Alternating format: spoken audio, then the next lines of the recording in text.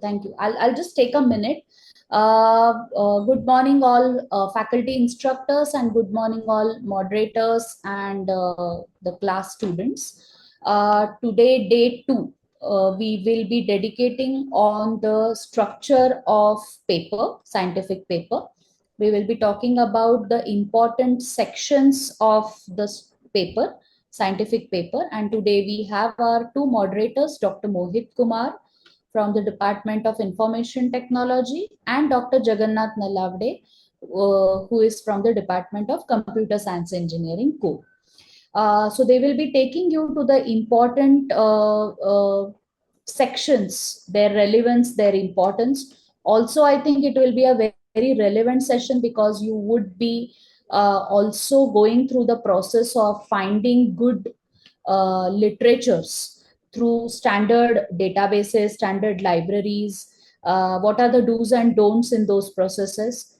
Also, faculty instructors, kindly note that Dr. Rohit Pachlor must have sent you the links of the polls that moderators will conduct. I request you to share that with students only after the moderator instructs us in the middle of sessions to share the polls, so that the polls and their reviews, their results, I think the moderators can see periodically, relevantly in correct point of time. Also, the assignment is being submitted to you, day two assignment, which is a home assignment, which you will get it done from the student. The assignment is self-explanatory, but Dr. Jagannath Nalavde sir will take some time at the end of his session to explain you exactly what is expected in assignment 2 from the students. So I think I will hand over the session to Dr. Mohit Kumar, and let's carry the further deliberations. Over to you, Mohit sir. Okay, thank you, ma'am. I'll just share my screen. Just let me know when it is visible.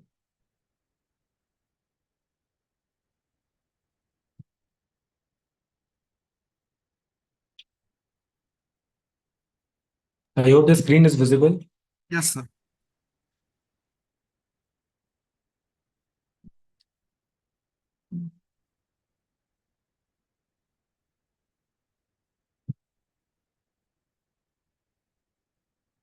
Okay, good morning, everyone. I hope you all are doing well.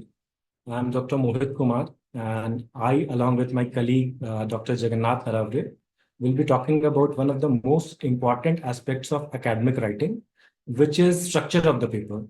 We will be discussing about how to write effective technical papers. And the first session will be taken by me, in which I will be covering about how to write the title of the paper, abstract, keywords, and introduction section, and thereafter literature review or related work. And the rest of the in the second session, Dr. Jagannath Nalavde will continue, and he will be discussing about methodology, result and discussion, conclusion, and reference part. So this session is part of, as you know, audit course, and I welcome you all. And as you know, research papers are fundamental part of academic communication, and they allow us to share our findings and contribute.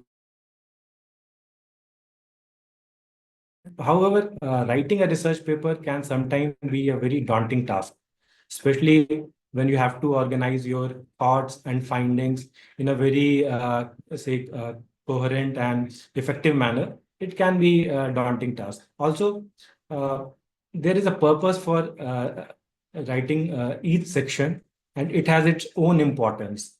And in this session, we will try to break down the key components that make a well-structured research paper. We will be discussing each section and the importance of it, like how to write an abstract, how we should write the introduction and related work. And I'm sure that it will help you. At the end of the session, you will be able to write not only informative paper, but also engaging and impactful paper. So, as you have noticed, like if you will target any good journal, maybe some Q1 journal or Q2 journal, uh, which is published by IEEE, Springer, or elsewhere, some reputed publisher, you will see that acceptance rate of the paper is very low. You will find that it is around 6%. Sometimes you will see it is around 8%, uh, maximum 10%, 12%. So it means that 90% of the papers are rejected. And it is not happening because they are not valuable. It is happening because many papers are very poorly written. So obviously, you should write your paper in a proper manner. And abstract is something that the readers will first read. It will give the first impression of your paper, and it is the first part of the paper that the reviewer or reader will see. And writing it in a proper manner is very important, because often if it is poorly written, the editor-in-chief will reject your paper right there, and it will not be sent for further review. So it is very important to write the abstract. A well-crafted abstract can make significant difference in whether your paper will get accepted or it will get rejected. So obviously, let's dive in and start. So, as in the yesterday's session, Dr. Suvarna Pawar ma'am and Dr. Renu Vyas ma'am have already discussed about what is a research paper and why we should write one. And so today I will start with what are the types of research paper, and we will be discussing the various types of research paper. I have categorized it into two categories, basically the conference paper and journal papers. And the conference paper uh, is something that are usually presented at academic or say professional conferences, and they can be further categorized into three main types. The first one is poster presentation. By poster presentation, as you can see that it is of normally of one page, and they are concise and visual way to represent your research findings. And they are typically, as it is mentioned, it is of one page long, and it is used for summarizing your research problem, methodology, result, and conclusion. And they also allow you to interact with and discuss with the conference attendees. So the next is short paper. As you have already, many of you might have submitted papers in conferences like IEEE conference or Springer conference.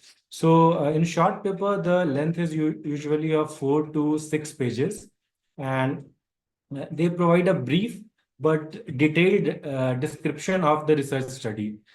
They are obviously longer than the poster papers, and they are in the short paper. You will find that they will have some preliminary result, or you say smaller studies, and they will often include key elements like there will be introduction, there will be literature review, methodology, result, and conclusion. And coming to the long papers, uh, if you are talking about conferences, then conferences are categorized into categories. You will find that sometimes it is mentioned A star conference, A conference, or B type.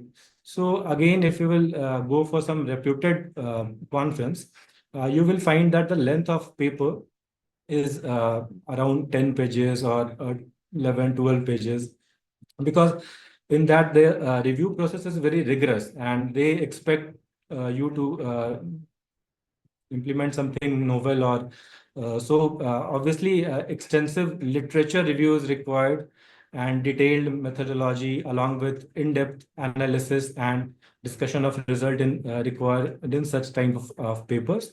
And these are the three types of conference paper. Now moving on to the journals. Now journals can be divided into a review paper, or it can be a survey paper, or it can also be a regular or primary research paper. And today I will be talking about the structure of primary research paper. I will be mostly focusing on that. But the problem is like the review paper and survey paper, most often these words are used interchangeably. And but there is a slight difference between a review paper and a survey paper. Often when we are talking about a review paper, they critically analyze and evaluate the existing research on a specific topic. In the review paper, uh, they will highlight the strength, weaknesses, and gaps of a particular on a particular topic. But talking about a survey paper, They will moreover provide you a comprehensive overview of the research on a particular topic. Basically, they will summarize what others have done and synthesize existing studies. And critical analysis is not done in a survey paper mostly. And talking about the third category, which is a regular paper, a regular paper will summarize and analyze the current state of research on a particular topic. They will provide you a comprehensive overview. You will find that there will be existing literature, identifying gaps, and future direction and research will be there in the paper. And these papers are very valuable primary research paper. Not only it will contribute to new knowledge to the field, and it is very crucial part of academic uh, disclosure. So moving ahead, these are the three types of journals. There are more, but as of now, I will be only discussing these three types. Now, the instructors can post the poll, first poll. I will take a pause of for 2 minutes, 3 minutes, and then I will move to the next slide. You can post the first poll.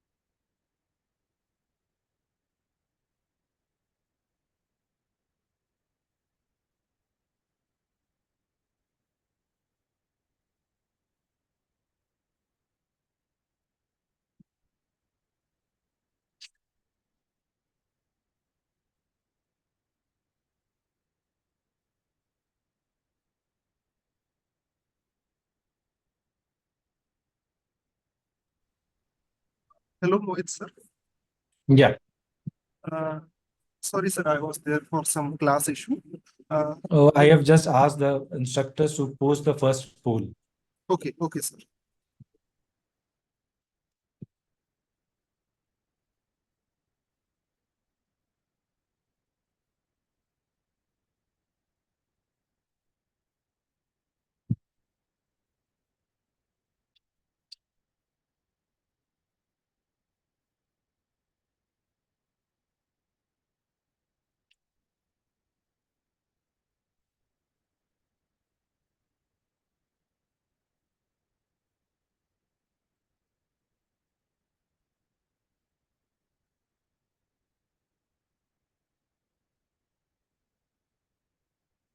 Okay, I'll move to the next slide.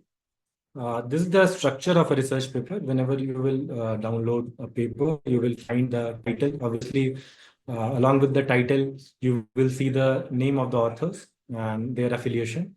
And after that, the abstract. And abstract will be, there will be keywords. And later you will see that introduction, literature review, followed by methodology, result discussion, and lastly, you will see the conclusion part and references. So this is the basic structure of a research paper. And I will be covering the first four parts. Like I will be talking about the title, how to frame an effective title. Also, I will be talking about the abstract, how to write an effective abstract, because most of the papers are getting rejected because the abstract is not is poorly written. So I will throw some light on how to write an abstract, and then I will discuss about the introduction and related work.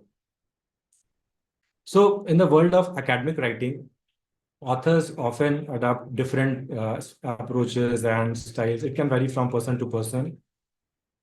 Some prefer to write title first and abstract, introduction, related work, proposed work, result work. But I think the choice two is a better one. And obviously, some can write, some prefer to write the introduction first, and some people write the result and discussion part first. But mainly the point is the abstract should be written at the end, because once you have written the whole paper, you have everything. You know what is your proposed work, what are the results which you have got, and you have written the introduction, what is the main contribution of your paper, everything is there with you. And then the abstract should be written. Ultimately, regardless of the approach, the ultimate goal is to produce a well-structured research paper that should be compelling research paper that effectively communicates the study's objective and methods, results, and significance of to the academic community. So now I will move to the importance of a good title. Obviously, the title is the first part of the paper the reader will see, and it will give the first impression. And the title should be clear, it should be concise, summary of the paper's main topic, and it should be well crafted, and the reader should be drawn to it. And it will also help you to get found in databases and search engines. And some of the characteristics of a good title are it should clearly reflect the content and scope of your study. It should be concise. Often people write unnecessary words. So you have to be very concise when you are writing your title. And at the same time, it should be descriptive. By concise, it does not mean that you will not add novelty. Like suppose if you're using some developed new algorithm, then you should write that part also. And also the particular application in which you are applying. Suppose you are working in healthcare domain, then you should write that. Or you have worked in agriculture domain or smart city, then that should also be written in your title. And it should be engaging. Uh, Tips for writing good title: identify key elements, use keywords. Obviously, many times I see like people use abbreviations. We can use abbreviations sometimes, like for example, IoT.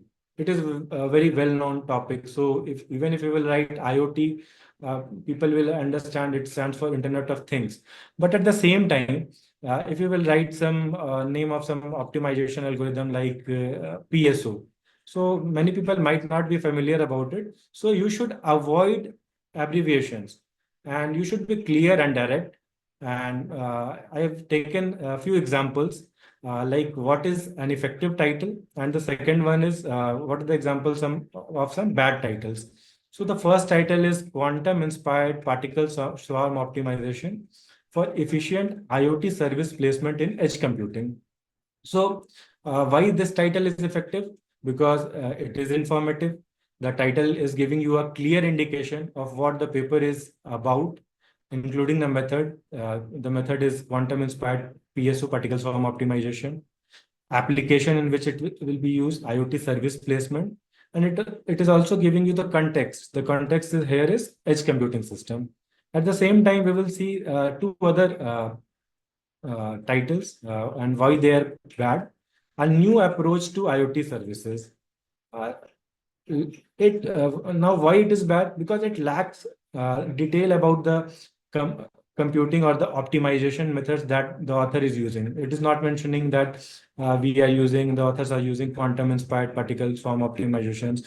So it does not convey the specific focus of the research.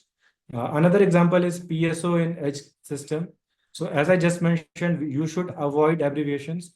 So here again, you will see that PSO is written without any explanation, and it does not mention the quantum inspired aspect, and it lacks the context. So my advice will be to frame an effective title. It should not be very general. It should be specific, like you should write the methodology which you are using in your research paper, and also the application in which you are using it. So these are example of some of the bad titles. So now I will be moving to most important aspect because the first thing that a editor-in-chief or a reader will see in your paper, which is once they have read your abstract, your title, they will see your abstract. And while crafting a research paper, it is essential to include several important you say what you say there it should be there should be clarity and coherence. and the abstract should start with a background. So I will also take one example to explain you what does it mean. But this is the structure of an abstract. And whenever we are writing an abstract, we should think like all these points should be covered.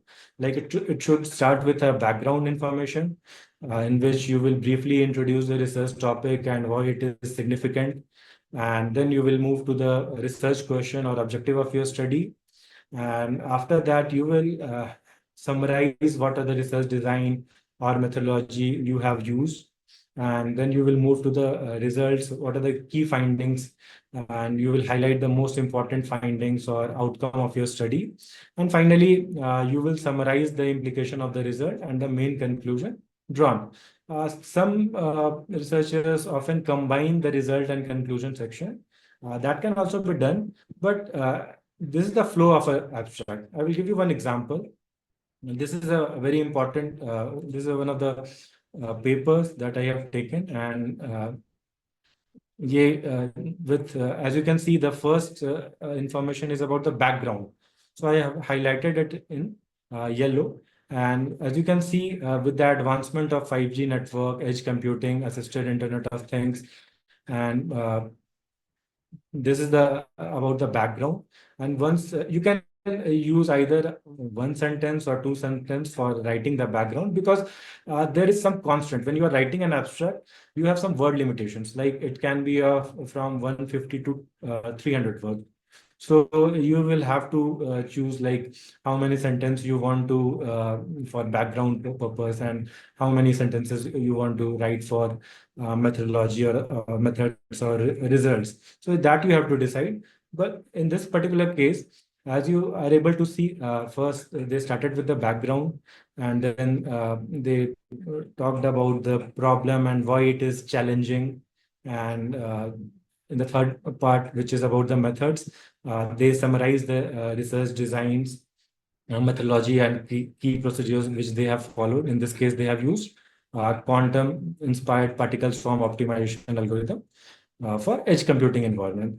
So they have done this, and after that, they have talked about the result section and the parameters which they have used in research section, which is throughput, delay, energy consumption, load balancing parameters. And they have talked about the simulation that they have performed. And lastly, what they have written that the proposed QPSOSP outperforms the existing works in terms of different parameters, which different metrics, which are energy consumption, delay, and load balancing. I have also uploaded this paper, so if anyone wants to just refer on the way how an abstract should be written, you can do it. And I have also given the reference of this for the same. And moving ahead, these are some of the tips for writing an effective abstract. Since there is some there are some word limitations, like an abstract cannot be of more than 300 words. Mostly you will get around 200 to 250 words. And for that, whenever you are planning to submit a paper, the first thing you should do is you should read the author guidelines. You should read like how many words they are giving for a particular section, like for abstract, and how many reference paper they are allowing. Sometimes some very reputed journals, they allow only up to 25 to 30 references. So while submitting or before submitting your paper, you should definitely read those guidelines, and then only you should uh, submit the paper. And obviously, the abstract should be clear and precise. We should avoid jargons and ensure the abstract is easy to understand, because we want to reach to wider audience. So don't make it very complicated. The abstract should be easy to understand, and you should focus on the key points. And in most of the journals, the abstract is written in one paragraph. So you can write in that way. But the only thing is that you have to follow the sequence. You should start with background, followed by the objective, and method, result, and conclusion. You should follow this sequence. And one important tip is that abstract generally do not include references. So whenever you are writing anything, don't cite any papers in your abstract. And it is the first thing that editor-in-chief will see.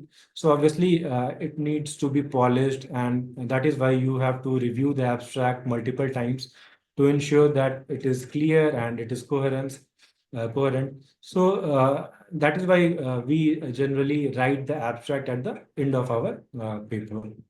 And now I will request the instructors, they can float the remaining polls. There are two more polls. They can float both the polls now. I'll wait for some time.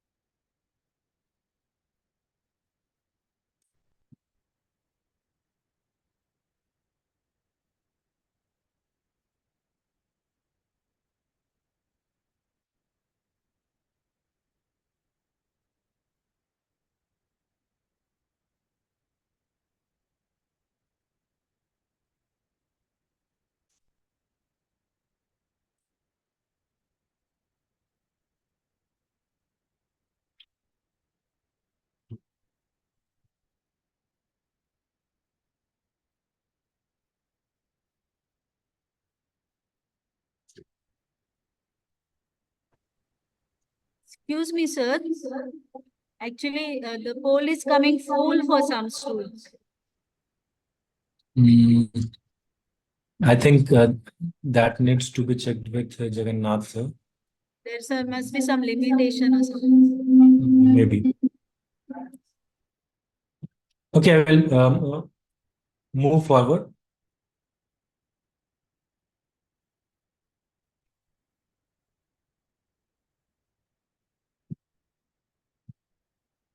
So moving ahead, now I will talk about the keywords, which play a very crucial role in academic research.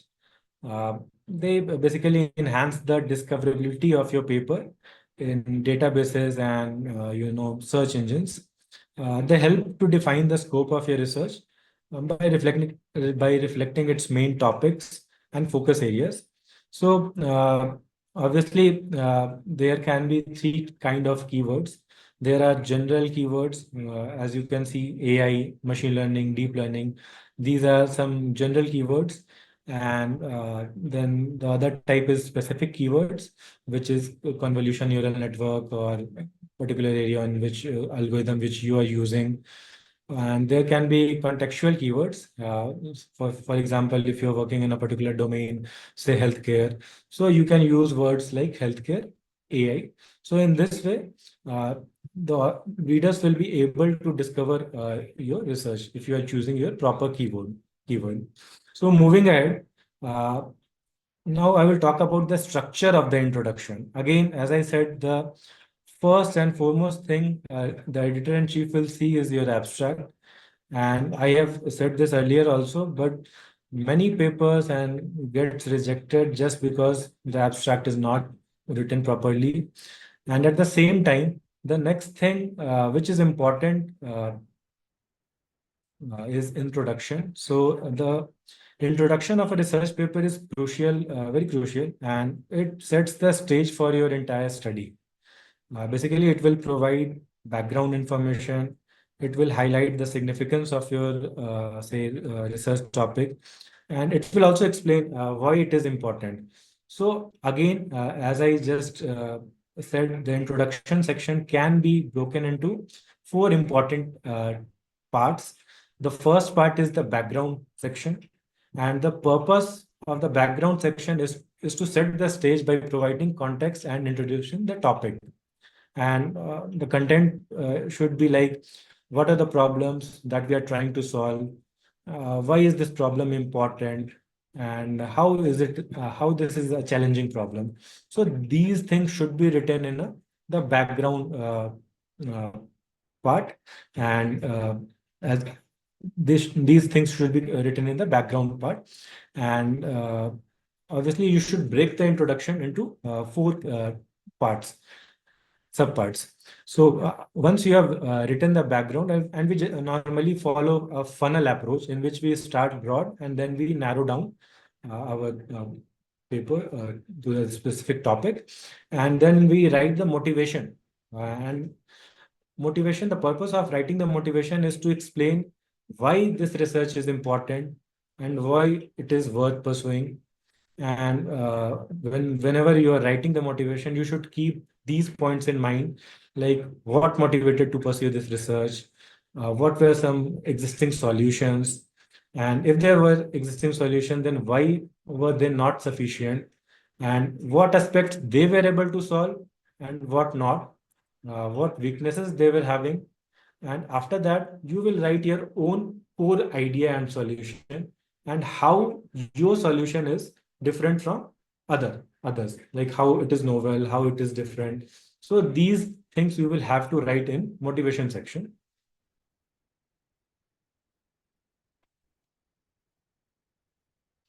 And after finishing the motivation section, you should summarize the primary contribution or novelties of your research paper.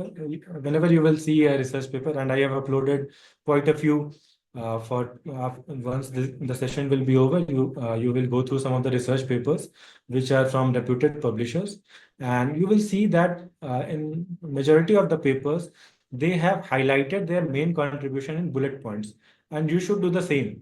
Like whenever you are talking about the main contribution, you should write those in bullet points, maybe three contribution, four contribution, it can vary, but don't write just in a single line that this is the main contribution of our work. Because whenever the reviewer, your paper will be sent for review, the reviewer might see your contribution, and based on that, they may reject your paper also. So be very like write the contribution in point wise manner in bullet points and highlight it. So they will be able to see like these are the primary contribution and novelties of your research. And after that, we write the organization of the paper. Basically, it provides the roadmap for the rest of the paper.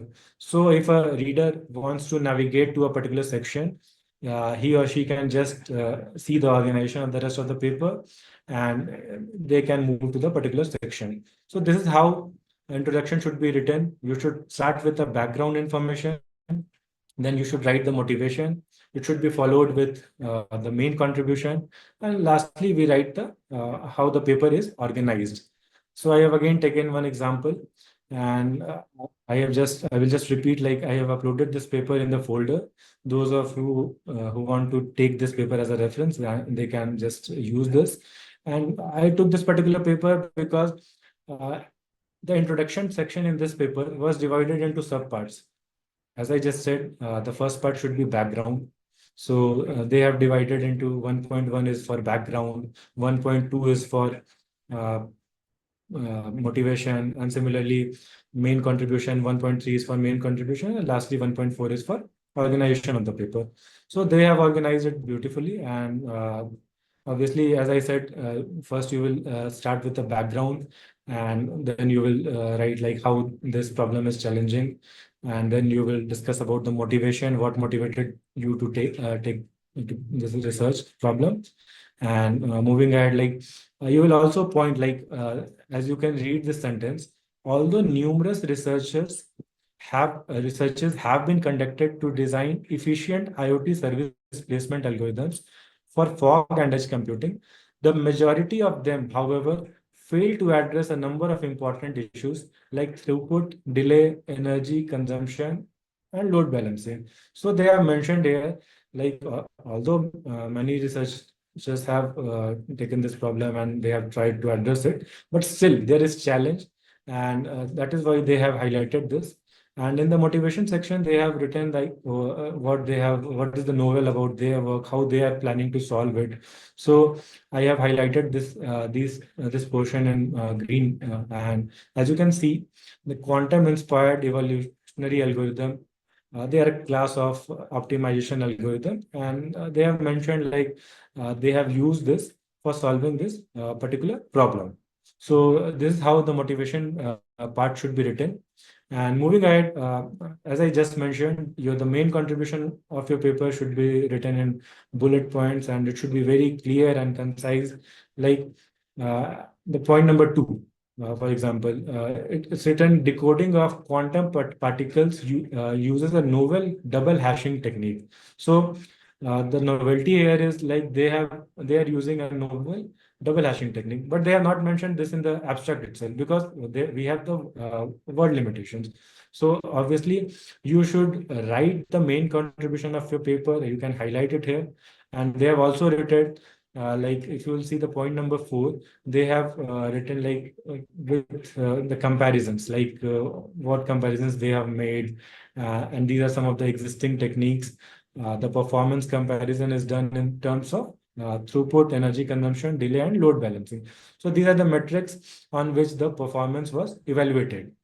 And finally, since they have also done some statistical analysis, so they have also mentioned this. So in the same way, whenever you are writing an introduction, the main contribution of a paper should be clearly written, and it should be written in bullet points. The next thing is like the organization of the paper. So talking about the organization of the paper, as I just mentioned, it will help the readers to navigate to a particular section. If a particular reader wants to see the simulation environment, what you have used, and he or she is interested in the results section, then by just looking at it, they will be able to move to that particular section. They will see that section 5 contains the simulation environment and results are present in section C. So they will say just these two sections. Now, coming to the importance of literature review. Obviously, the literature review is one of the crucial part of any research paper. It gives you a background information about the topics for researchers and readers. It will give you information like what is already known, and it will also help you to identify knowledge gaps, challenges, and what are the limitations of the uh, previous works. And it will help you to build on the previous work. So it is very important to write the literature review. And now coming to the how can we write a perfect literature review? There are different techniques for writing the literature review or related work section also. For example, some researchers prefer writing everything in paragraph, and some prefer writing everything in table, and some use the hybrid approach. So the basic thing is like you have to understand the purpose first. You have to set the background and rationale for your study. You have to summarize and synthesize everything. You have to do a critical analysis because you have to evaluate the robustness and limitation of each study. And based on that, you will be able to identify gaps or inconsistencies that are there in the current literature. So again, I'm taking the example of this paper, and in the literature review or related work section, you will see that they have used the combined approach, or we can call it as an hybrid approach. They have used the paragraph approach, as you can see, like a PSO based strategy for network selection. They have written everything in paragraph, and at the same time, I have highlighted that in yellow. Table 1 provides a brief summary of the related works. So they have used a hybrid approach, and it is a very effective way. And nowadays, you will see in many research papers, researchers are using this hybrid approach, and it will give you a good idea of what are the gaps and what are the challenges. Again, you will see one more thing, like every paper in which they have taken for research literature review, service placement, I have highlighted this word. So it consists of that word. So they are related. And if I am talking about the table, then they have considered metrics like throughput, energy, delay, and load balancing. And as you can see from the table itself, the proposed model has considered all the metrics like throughput, energy, delay, and load balancing. But the other models have not taken all the metrics. So this is the novelty aspect. Like they have uh, covered they have used all the metrics. So you can also do the same. You can use the hybrid approach when you are writing the literature review, and it is a very effective way to write. Now coming to the next part, like uh, how and where are we going to find these papers, and how we can decide whether a particular paper is good or it has been published by a reputed publisher or not. So the first source is Google Scholar. So obviously, when you are searching in Google Scholar, you have to write your prompt very wisely, because see, if I have written disease, then around 87 lakh 30,000 results I have got. And obviously, uh, if I want to work in a particular field, suppose for say for example, if I'm working on disease detection in plants using AI.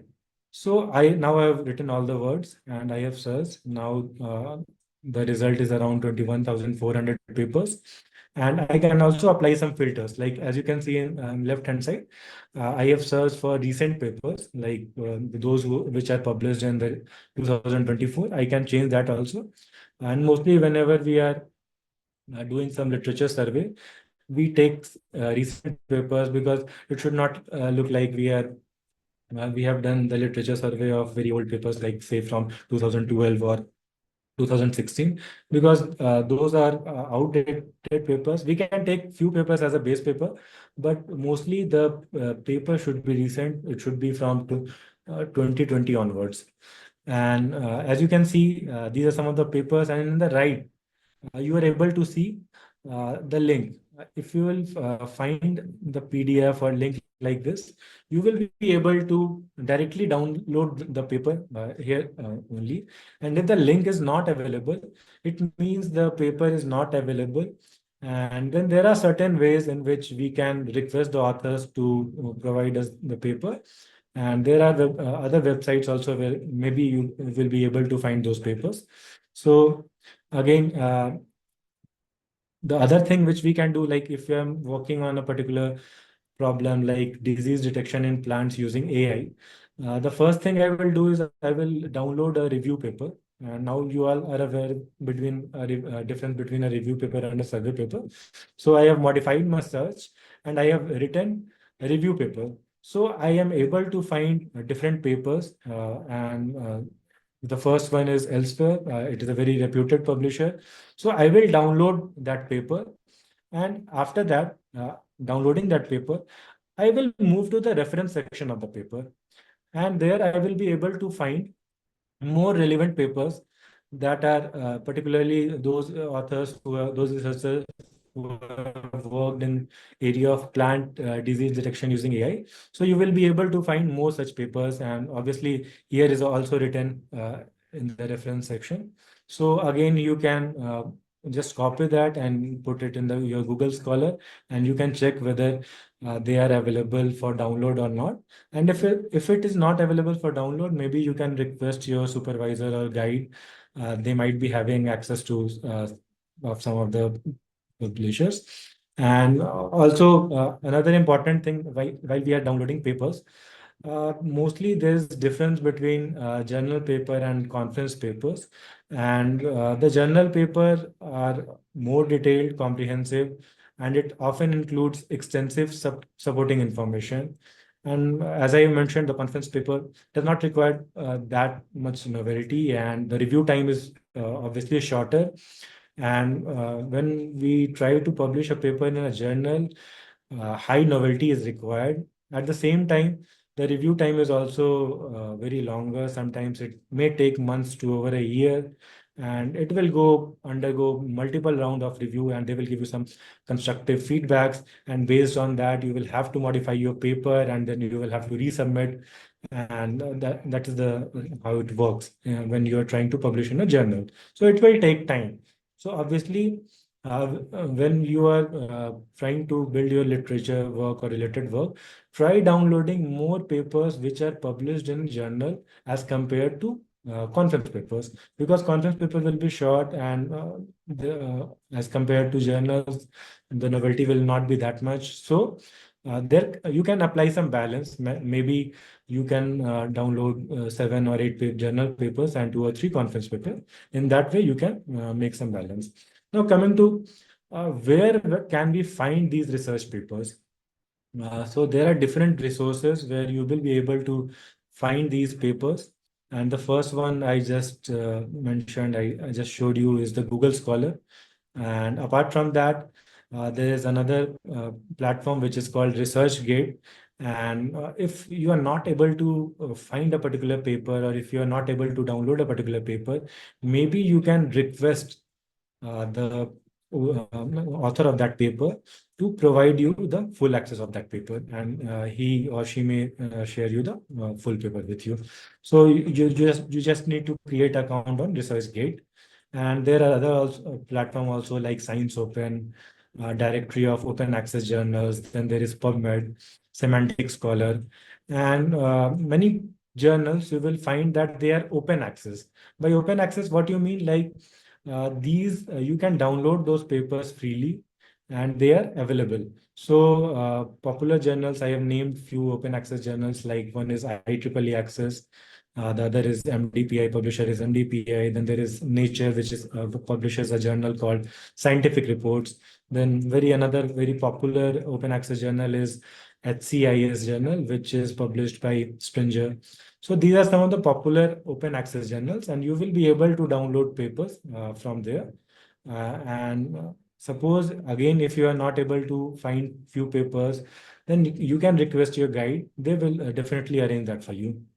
And again, since these are some of the top academic journal publishers in the research field, I have tried to include almost every reputed publisher across the globe, like starting from Elsewhere, Springer Nature, Sage Publication, Wiley, MDPI, IEEE, Taylor and Francis. So whenever you are downloading a particular paper, you can see that who is the publisher of that paper. In that way, you can decide whether you should include this particular paper in your related work or not. I think I missed one. Another important reputed publisher is Indus Science. So maybe you can also download a few papers from there also. And as I have just mentioned, like it entirely depends on your author, like which approach you want to use, whether you want to go for paragraph approach, or you want to apply the tabular approach. So it totally depends on you. And most of the researchers you will see in recent times, they are using a hybrid approach. So with this, I will stop now. And I will request the moderators, they can float the quiz which is related to this session. And I will wait for some time.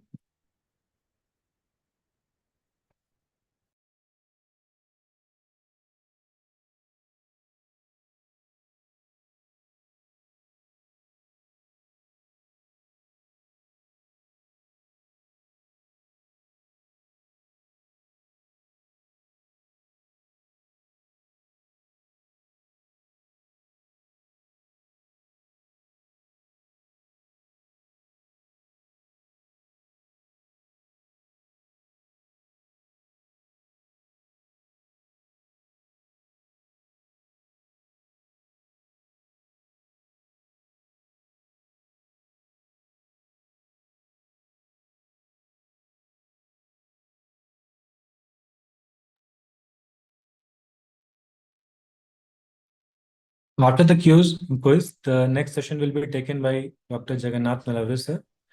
and he will be discussing about the methodology, result and discussion, conclusion, and how to write the references. Over to you, sir. Thank you, sir. Thank you, Mohit, sir. Organizers, Dr. Rohit, sir, can I start or shall I start? Stop. Wait for a few minutes.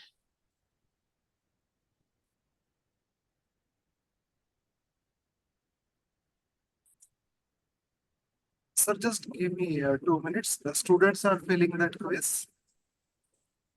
Okay, sir. Just Okay. 2 minutes.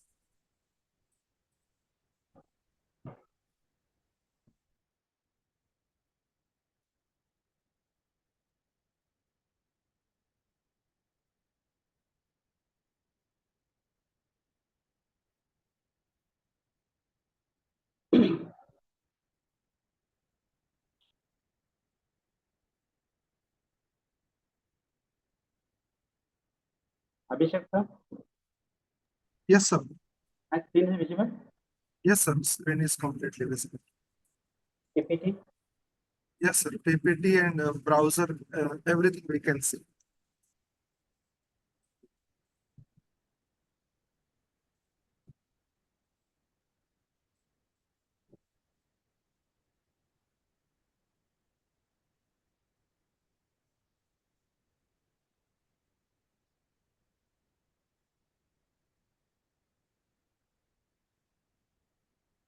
Okay, sir. I think we can start now.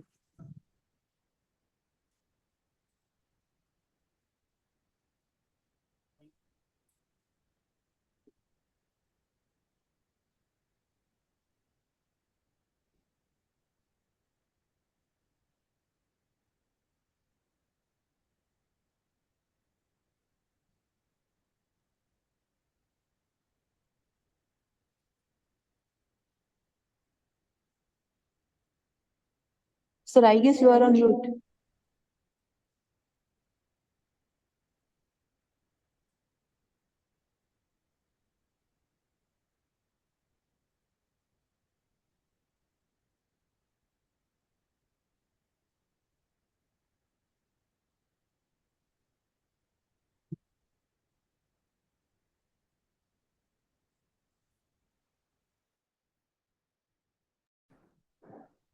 Sir, your voice is not actually coming here. Now, sir. Hello. Yes, now it's completely clear.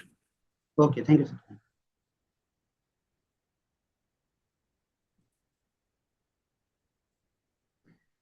Good morning, everyone. I'm Dr. Jagannath Malode. Today I will explain this second part of this session, that is the structure of the scientific paper. So Dr. Mohit Kumar sir already explained the first part of this session, that is about the abstract, introduction, literature review, and objectives. So this part Mohit Kumar sir already explained. So I will continue from the research methodology. So before continuing this research methodology, I will explain some importance of this technical paper writing. So why we have to write the technical paper. So first reason is the dissemination of the knowledge. So this technical paper serves as the cornerstone of the scientific communication. So to share and contribute our ideas, recognition and advancement. So publishing high quality papers in the prominent journals. This is the significant factors in establishing the capability and advancing your career. So with this, we miss because of this writing the technical paper or publishing the technical papers, we'll get the recognition from the scientific community. Then next is the impact and influence. So well written technical papers have the potential to shape the future research directions and influence the development of the new technologies. So that we should write the technical papers. And last importance of this technical paper writing is collaboration and networking. So because of that, we can increase our collaboration, we can increase our networking, we can deal with the valuable connections, and connections with the other researchers from the same particular domain. So these are the several reasons so that we have to write the technical papers.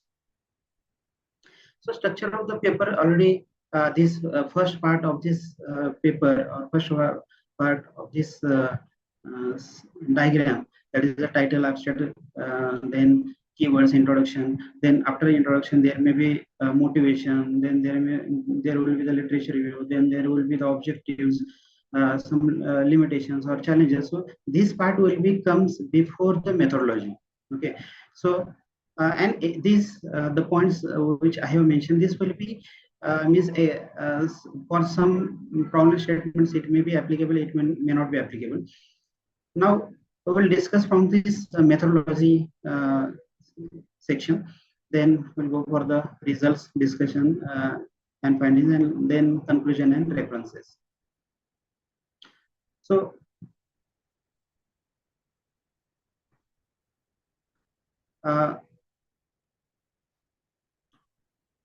in methodology section, we are describing exactly what we have did and how we are dealing with this particular that particular problem, how we have implemented, we have designed some algorithms, and which are the resources, which are the data sets, or which are the materials we have used. So all this entire information will be included in the method section or methodology section. So here author will explain how they have conducted their research or experiment. Now next is, when you are another user, another reader or author reads that particular paper, and if he or she has the same type of the resources, same type of the knowledge about that particular technology, then same problem statement should be, or same type of the result should be reproducible. Okay, so this type of the in this particular methodology section, we should consider this particular one of the element, that is the replicability. Replicability means the another user with the same resources, same algorithm should means he can be able to reproduce the same type of the results.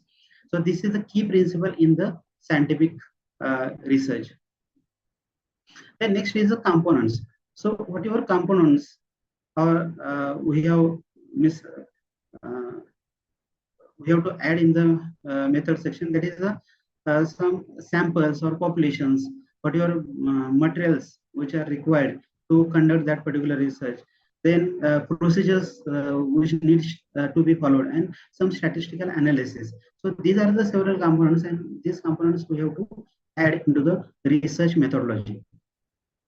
So in this research methodology, if details of any or all the procedures have previously published in any of the paper, suppose you are referring the 40 papers, and if you observe that some of the algorithms, for example, support vector machines or k nearest neighbors, such of the algorithms are previously used by the several researchers for to solve the similar type of the problem, then you have to write some summary about that particular their findings. Okay, and this should be this summary should be written by adding some citations at the end of that particular paragraph. So in this way, you can add some such type of the information which is which you want to add in your paper, which is previously published by this other researchers.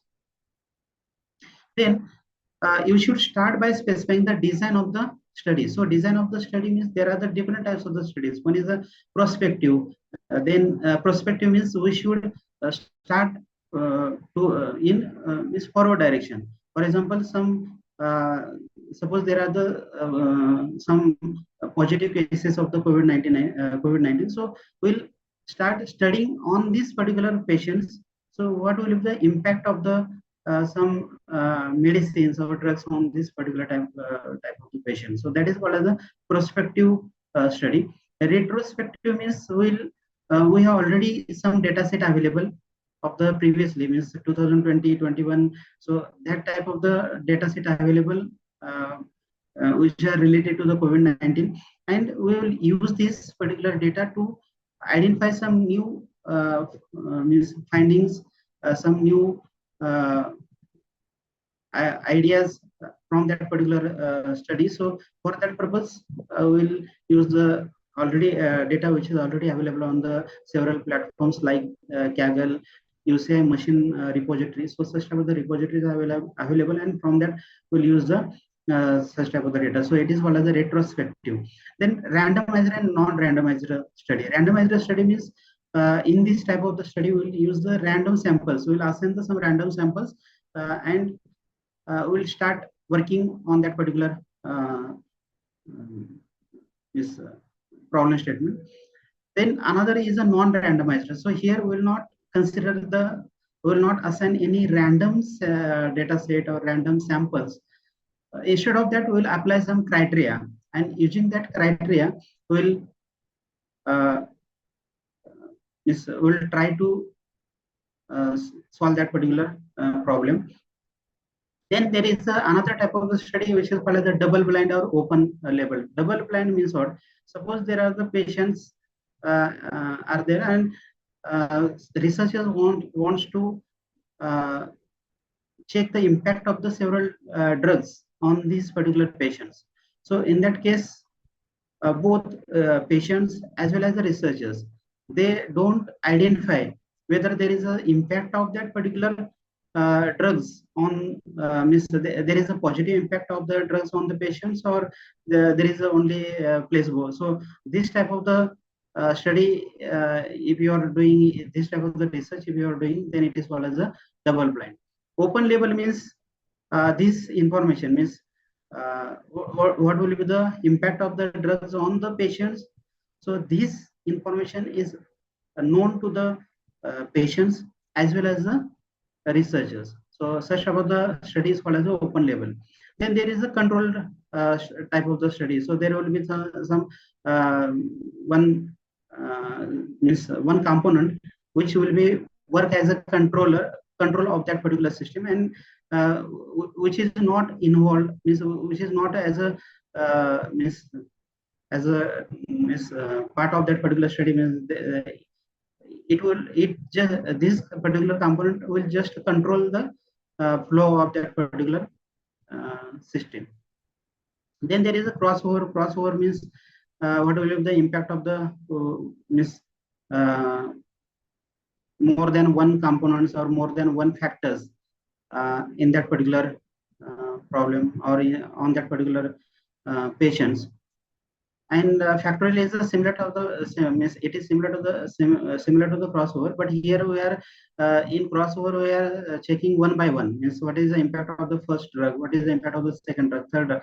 So like this we are applying the different drugs or medicines on that particular patient, and we are checking the impact. Whereas in factorial we'll apply the two drugs at the same time, or we'll combine the two drugs and we'll check the effect of that particular drugs on the patient. So it is called the factorial. So this type of the study we need to specify at the start of this methodology. So you first decide that whether your study comes in which particular category. Is it in prospective? Is it in retrospective? Is it in randomized or non-randomized? Like this, you have to first identify. Then next is any choices of unusual methodology for that particular design of the study should be justified. Whatever methodology you have mentioned, so this methodology should be justified either by appropriate references or guidelines. Means whatever methodology you have used, that methodology you have to justify using the referring some previously published papers, previously published some similar type of the algorithms used by the different researchers. So you have to justify it by using the these references, guidelines, or explanation to the specific context following for the particular approach. Then there is a in this particular methodology, there is a description of whom and what you have studied. So, for example, the study population. So there may be animals, human subjects, or cells. So this type of the which type of the uh, samples or which type of the populations you are using, that should be also mentioned here. And for vast majority of the clinicians, the study population will always comprise the human subjects, and so the inclusion and non-inclusion should be detailed. So here, if you are using this type of the some samples or population, so there are some ethical factors also you have to consider, whether which part should be included, which part should be excluded. Means we should not be included in that particular methodology section. So that is the inclusion and non-inclusion. Some components also you have to identify. Then, if you are working for the retrospective type of the problem, then method should begin with the description of the source data for that particular study, from where you are downloading, or from where you are using the data, which platform you are using to download the data, then namely inclusion and non-inclusion criteria for that particular data, and final number of the case records or patients should be selected for that particular problem. So here, just one patient's example we have considered. So how many final number of the case records will be there.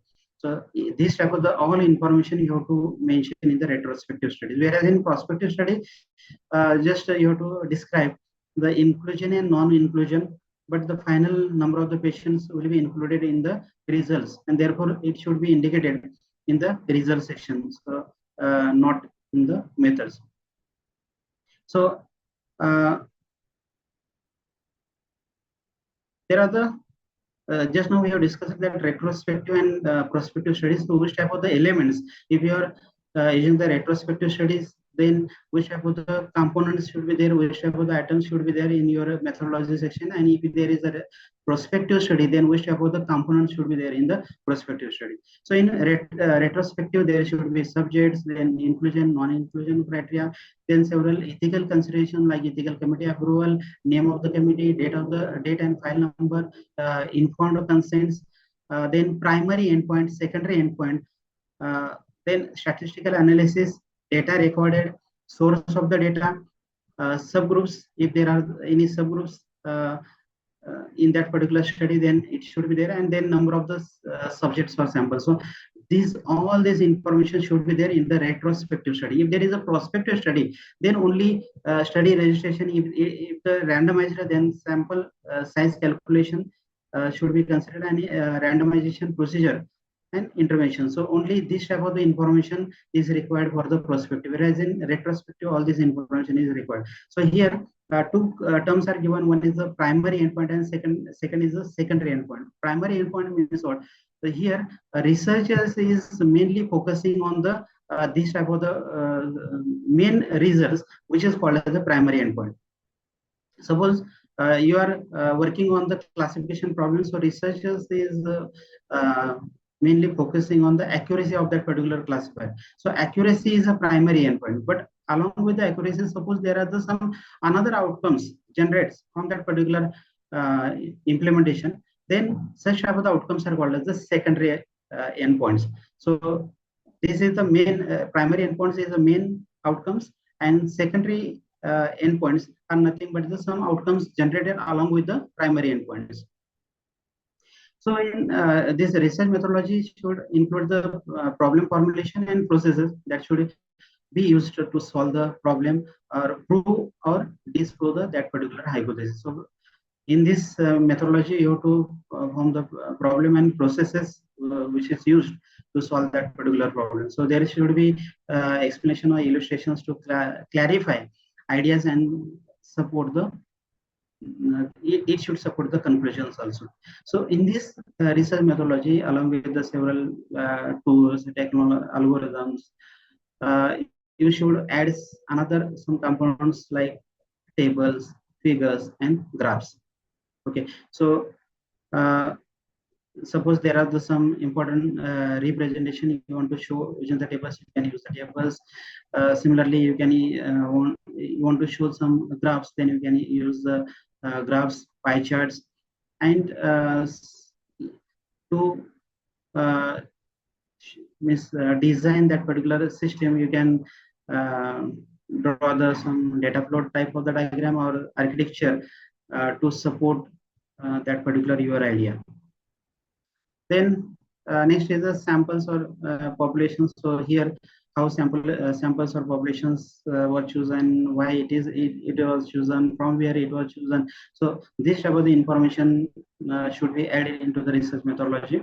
Then materials and procedure. Materials and procedure means this should here you should explain the which type of the data set. Materials are nothing but means it is general term. So if your problem is related to this data mining or machine learning, so you have to describe that particular data set, why that data set is used, which of the attributes are there, which of the features are there, how many samples are there, how many records are there in that particular data set. So this type of all the information you should explain.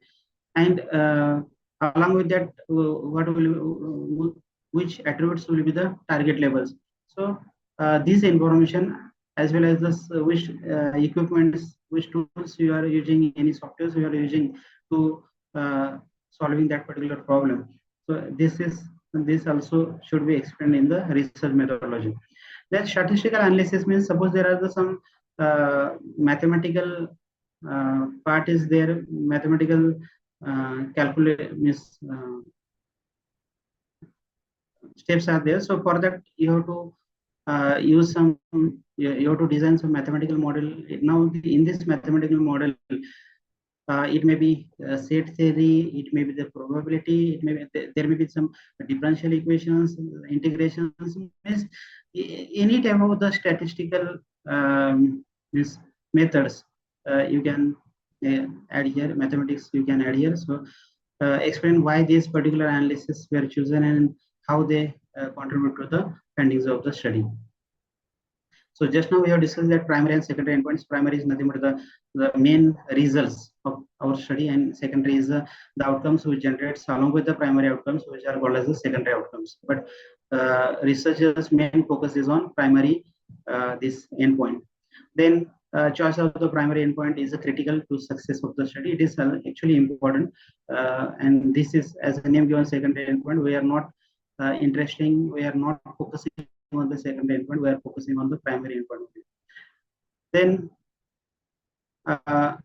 it is a sole criteria that allows you to draw the formal conclusions about the outcomes of the study. Thus, it must be carefully selected. Then short sentences may be used to explain why some measurements are there. So if such about the measurements, like some performance measures are used, like in classification problem, there is accuracy, precision, recall. So short definitions about that particular measurements, performance measures, that should be also explained into this research methodology. Then in this research methodology, there may be some subtitles, subsections will be there. So these subsections will be, suppose that research methodology is having several different softwares or different algorithms are used one by one. Then for each algorithm or for each particular process, you can use the subsection. Then standard statements about the presentation of the data should be come first. Specific statistical approaches should be listed. Then sample size justification can be included here. Just now in previous slide we have discussed that samples and population. So that justification, why only means from that particular data set only 1 million, or why only 400 or 4,000 samples are required. So that justification you have to write here. If you are suitably qualified in the methodology and statistics, then this section will not be pose any problem. So if you are expert in the mathematics or statistics, then you will not have any problem in this methodology section. But if you are not expert in this particular mathematics or statistics, then you can take the help from the another statistician or mathematician to design some mathematical model for your problem. Then in this research methodology, while writing this research methodology, you have to consider some ethics also. So this ethics will be related to the methods which are used in that particular study. So this could include the how participants were treated and how data was handled and any potential conflicts of the interest are there. So it should be also considered here. So if there are some suppose you are using some patient's data, so from this patient data, which attributes should not be visible or we should not be explained, means patient's name or any means such about the attributes, such about the information should not be disclosed. So this type of the ethics should be considered.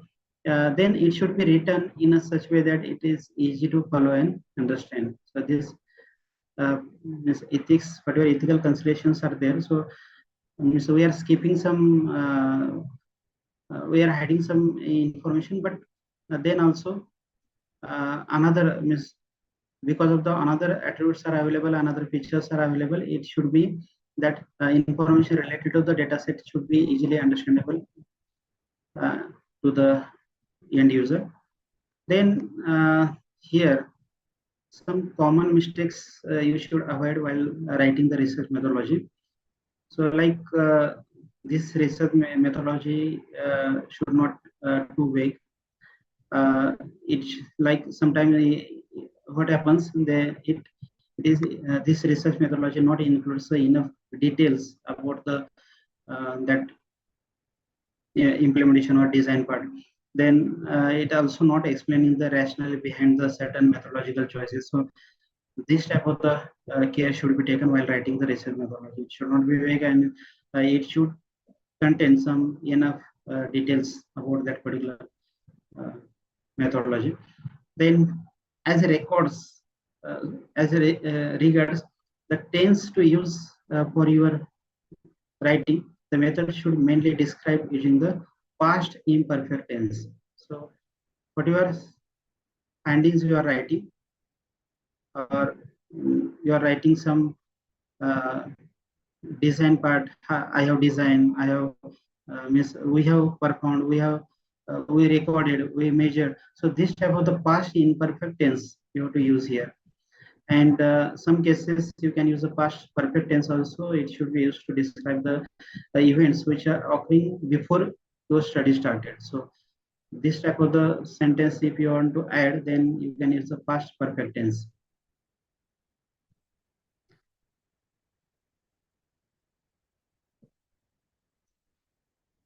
So here for this research methodology, I will explain research methodology of this particular one paper.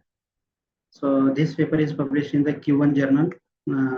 Paper title is HR Neurophagy, adopting the neurophagy classifier for recurring the concept drift of the evolving data streams using the rough set theory and Holland Robin. So actually, this is the title of this particular paper. So this paper is implemented or designed to handle the streaming data, the data which continuously arriving from the different applications. So for that purpose, this particular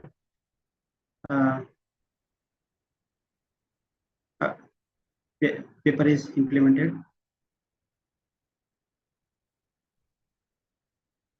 So already introduction, literature review, so motivation, this part Mohit Kumar sir is already explained along with some examples also.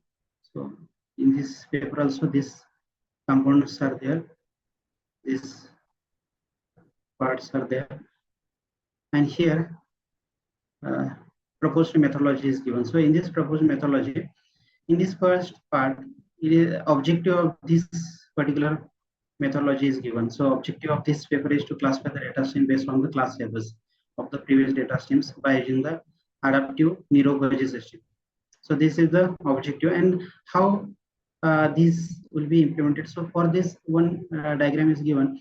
So here data set will be given to the PCA. PCA is nothing but the principal component analysis, and this PCA will reduce the dimensions, because in the data set there may be the hundreds of the attributes, hundreds of the columns are there, and from these hundreds of the columns, which are the main columns, which are the main attributes are required for your study. So this will be identified by using the principal component analysis system, this particular algorithm.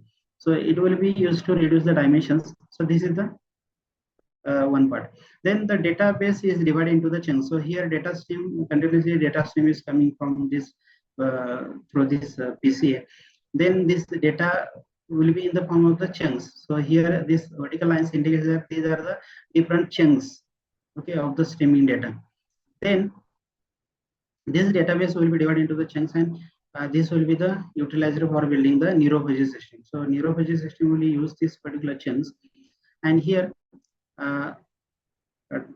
in this neurophagy system there will be the membership function and fuzzy rules. So there will be membership function and fuzzy rules. So this membership function means actually here fuzzy set theory concepts and Hollow entropy. This type of the fuzzy set theory, rough set theory, and Hollow entropy. So this type of the soft computing techniques are used.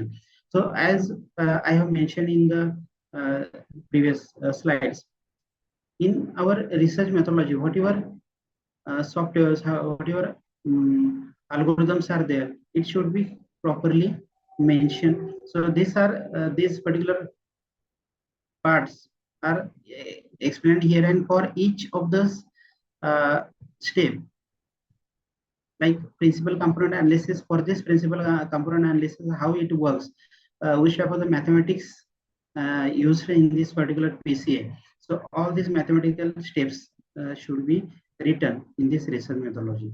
So as I mentioned, in this research methodology, there may be the subsections. So 4.1 is a principal component analysis session, subsection. Similarly, there will be the another subsections like building the neurophagy system. So how can we build the neurophagy system? Which are the different components we should use for that neurophagy system? So this part will be explained in this second subsection. So here adaptive neurophagy system is a design which is name given as the ANFIS. So for this ANFIS, again there are the different types of layers will be there: layer 1, layer 2, layer 3, layer 4, and layer 5. So what happens in layer 1, what happens in layer 2, 3, 4, and 5. So that is given here, and explanation of this layers is working of these layers is represented through this particular figure. So whatever algorithm is there, whatever mathematics you are using there, you should write the mathematical equations, you give the proper numbering to the equations. Then suppose there is some architecture, then draw the architecture for your particular problem statement. Then suppose there are some subsections you can mention, like 4.1 PCA, 4.2 ANFIS. Again in 4.2, suppose there are the again subsections, then you can add the 4.2.1, 4.2.2. So this type of the subsections can be added in the methodology section, because this 4.2.2 is a part of the ANFIS. So this entire 4.2 is a building the neurophagy system. Then once you build this neurophagy system, then as per the data arrives from the applications, our neurophagy system should be updated. Because here I will give the small example of the email. So in our email, we are if we are not aware that this particular sender is means I can means I know who is the sender for this particular mail, because sometimes what happens, your emails are like some different initials like XYZ ABC. My email ID is, for example, JN2007. So who is the JN? So that it cannot be identified. So we can mark such about the mails as a spam mail. But what happens after some time, suppose after some days or some months, suppose we know that this particular ABC or XYZ is actually, this is my friend, then we can change our definition. We can mark this type of the such of the IDs like ABC007 at the Gmail. We can mark it as a regular mail. Then afterwards, such of the mails will be comes into the regular inbox. So this type of the adaptive is we should update such about the this particular system by considering the such about the concept drift issue. So actually this is called as a concept drift, because some samples which are present in the positive, after sometimes it may be present in the negative. So it is called as a concept drift. So this type of all this part, if you observe here, all these mathematics and some sections, subsections, subsections are added into this particular methodology section. So methodology section, if you observe here, actually this is the main part of your this technical paper. Okay, and if you are expert in the mathematics, in statistics, then you will not have any issue to write this particular methodology section. But if you have any if you are not expert in this mathematics or statistics, then you can take the help from the statistician, mathematics teacher or statistics teachers, and then you can add this type of the mathematical equations or some proofs in this methodology section. So this is about the methodology. Then next is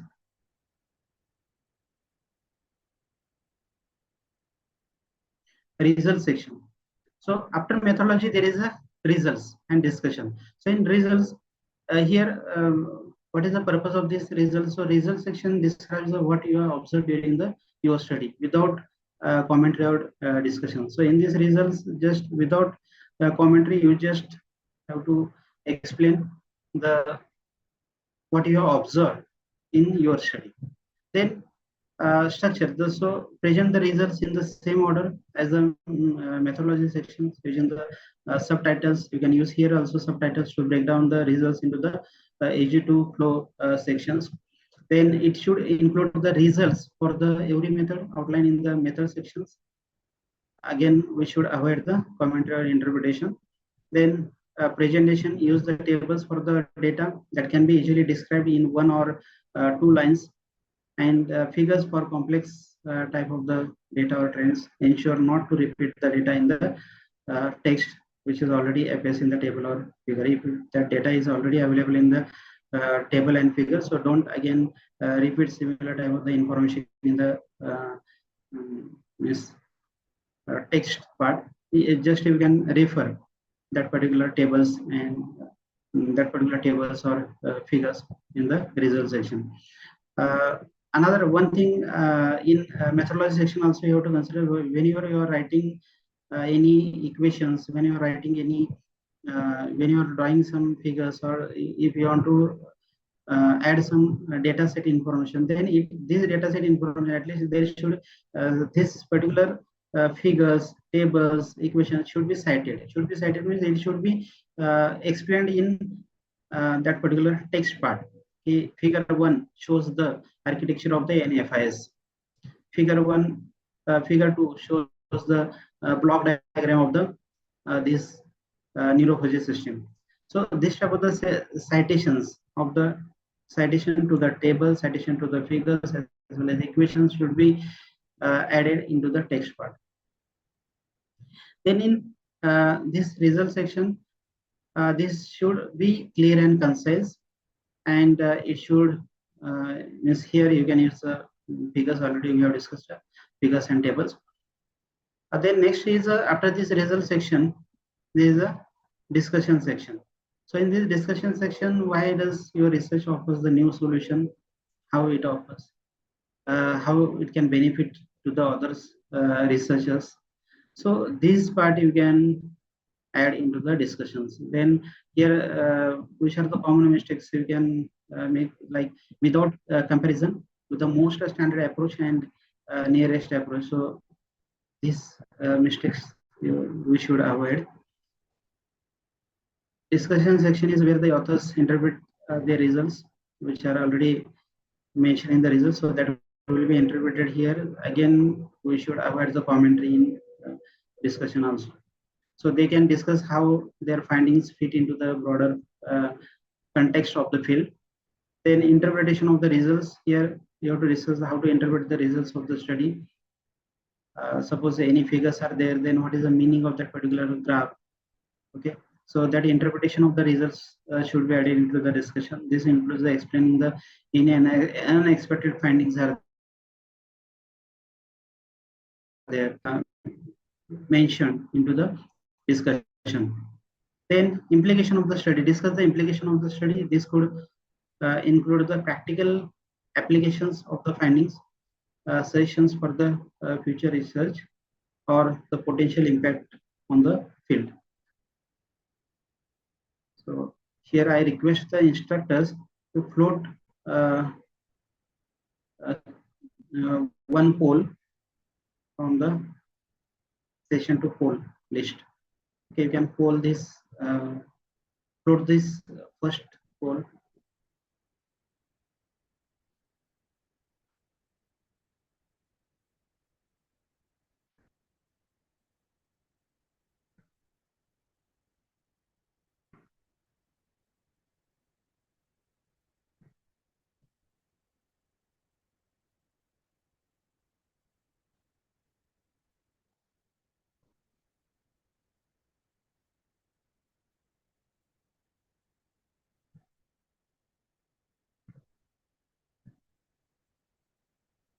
In this poll, I asked the question like following option is not applicable for the importance of the technical paper writing.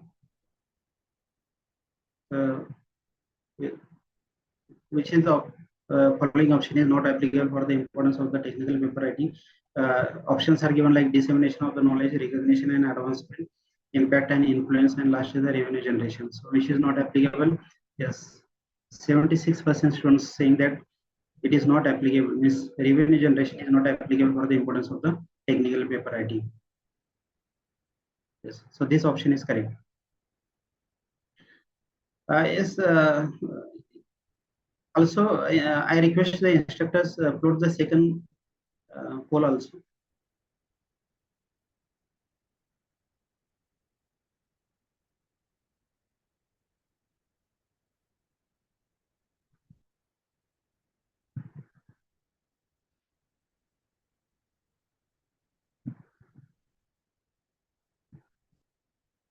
So in second poll, the question is asked like the method sections should be detailed enough that someone else could replicate the study. So this part I have explained in the methodology section. So it should be the method section or methodology section should be detailed enough. Yes, 72% students are saying that this is true, because whatever methodology we are writing, it should be reproducible with if another user or another reader author having the similar type of the resources, similar type of the knowledge of that algorithm, then you can easily reproduce the similar type of the results. Yes, so first option is this particular sentence is correct.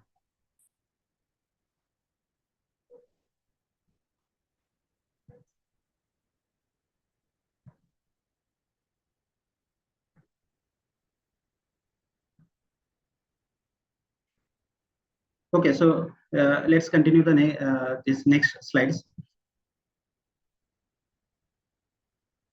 So while writing this particular discussion section, here you can add some limitations also. So you can discuss the limitations of your study. So is there any some part is missing, you are not able to implement, and because of some resources problem, because of some time span, because for mini project you have only 3 months time, and in these 3 months you are not able to complete that next extended part. So that limitation you can mention here. This is not possible, or this is this particular problem, or this particular sub part is not considered in this study. Then if there are some limitations or some drawbacks of your system, because what sometimes what happens, for some data sets you will get the good results, some data sets it gives the wrong results. So this type of the biasing may be there. So it you can mention this as a limitation of your study. Then comparison with the previous research. So suppose you are design your particular system, and already similar type of the system is available, then you can compare your research. You can compare your results with the previous research, the results which are generated from the previous research. So you can compare this result, your results. Then in this discussion, the discussion section should end with the conclusion that summarizes the main findings of the study and their implications. Then next is in this while writing the discussion section, you have to consider the writing style, like it should be written in the clear and concise manner, and it should avoid the jargon, and explain any complex concepts in the way that easy to understand for the end user. Then common mistakes we should avoid, like when writing the discussion section, such as the over generalizing the results, ignoring the conflicting evidence, or failing to acknowledge the limitations of the study. So these particular mistakes we should avoid while writing the discussion section. So this discussion can be considered as a mini synopsis, because here we have to restate the main findings which are already we have mentioned in the results. So just we have to restate it in discussion section. Then significance of these findings, significance of that particular outcomes, and meanings of the outcomes should be explained in this discussion section. Then compare results. As I explained, we have to compare our results with the previously published papers or previously published research. So we have to compare our results with the previous results. Then explain the pathways. What will be the next after that? Which type of the just you have to explain the forward direction about your research. Then strengths and limitations of your research or this particular study, impact and applications of the research, and suggestions for the futures. So all these elements should be mentioned into the discussion section.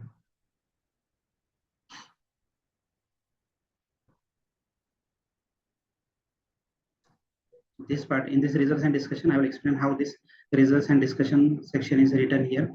So here you can see in this results and discussion section, first part is the experimental results. So which type of the system we are using here. So we are using the MATLAB software. Which type of the data we are using here, like skin segmentation, localization data, and from where you are using this data, which platform you are using, that is the UC machine learning. So UC machine learning repository, here large amount of data set is available. You can mention the Kaggle also. So Kaggle also having the similar type of the data set. Then data set information. So in the data set, which type of the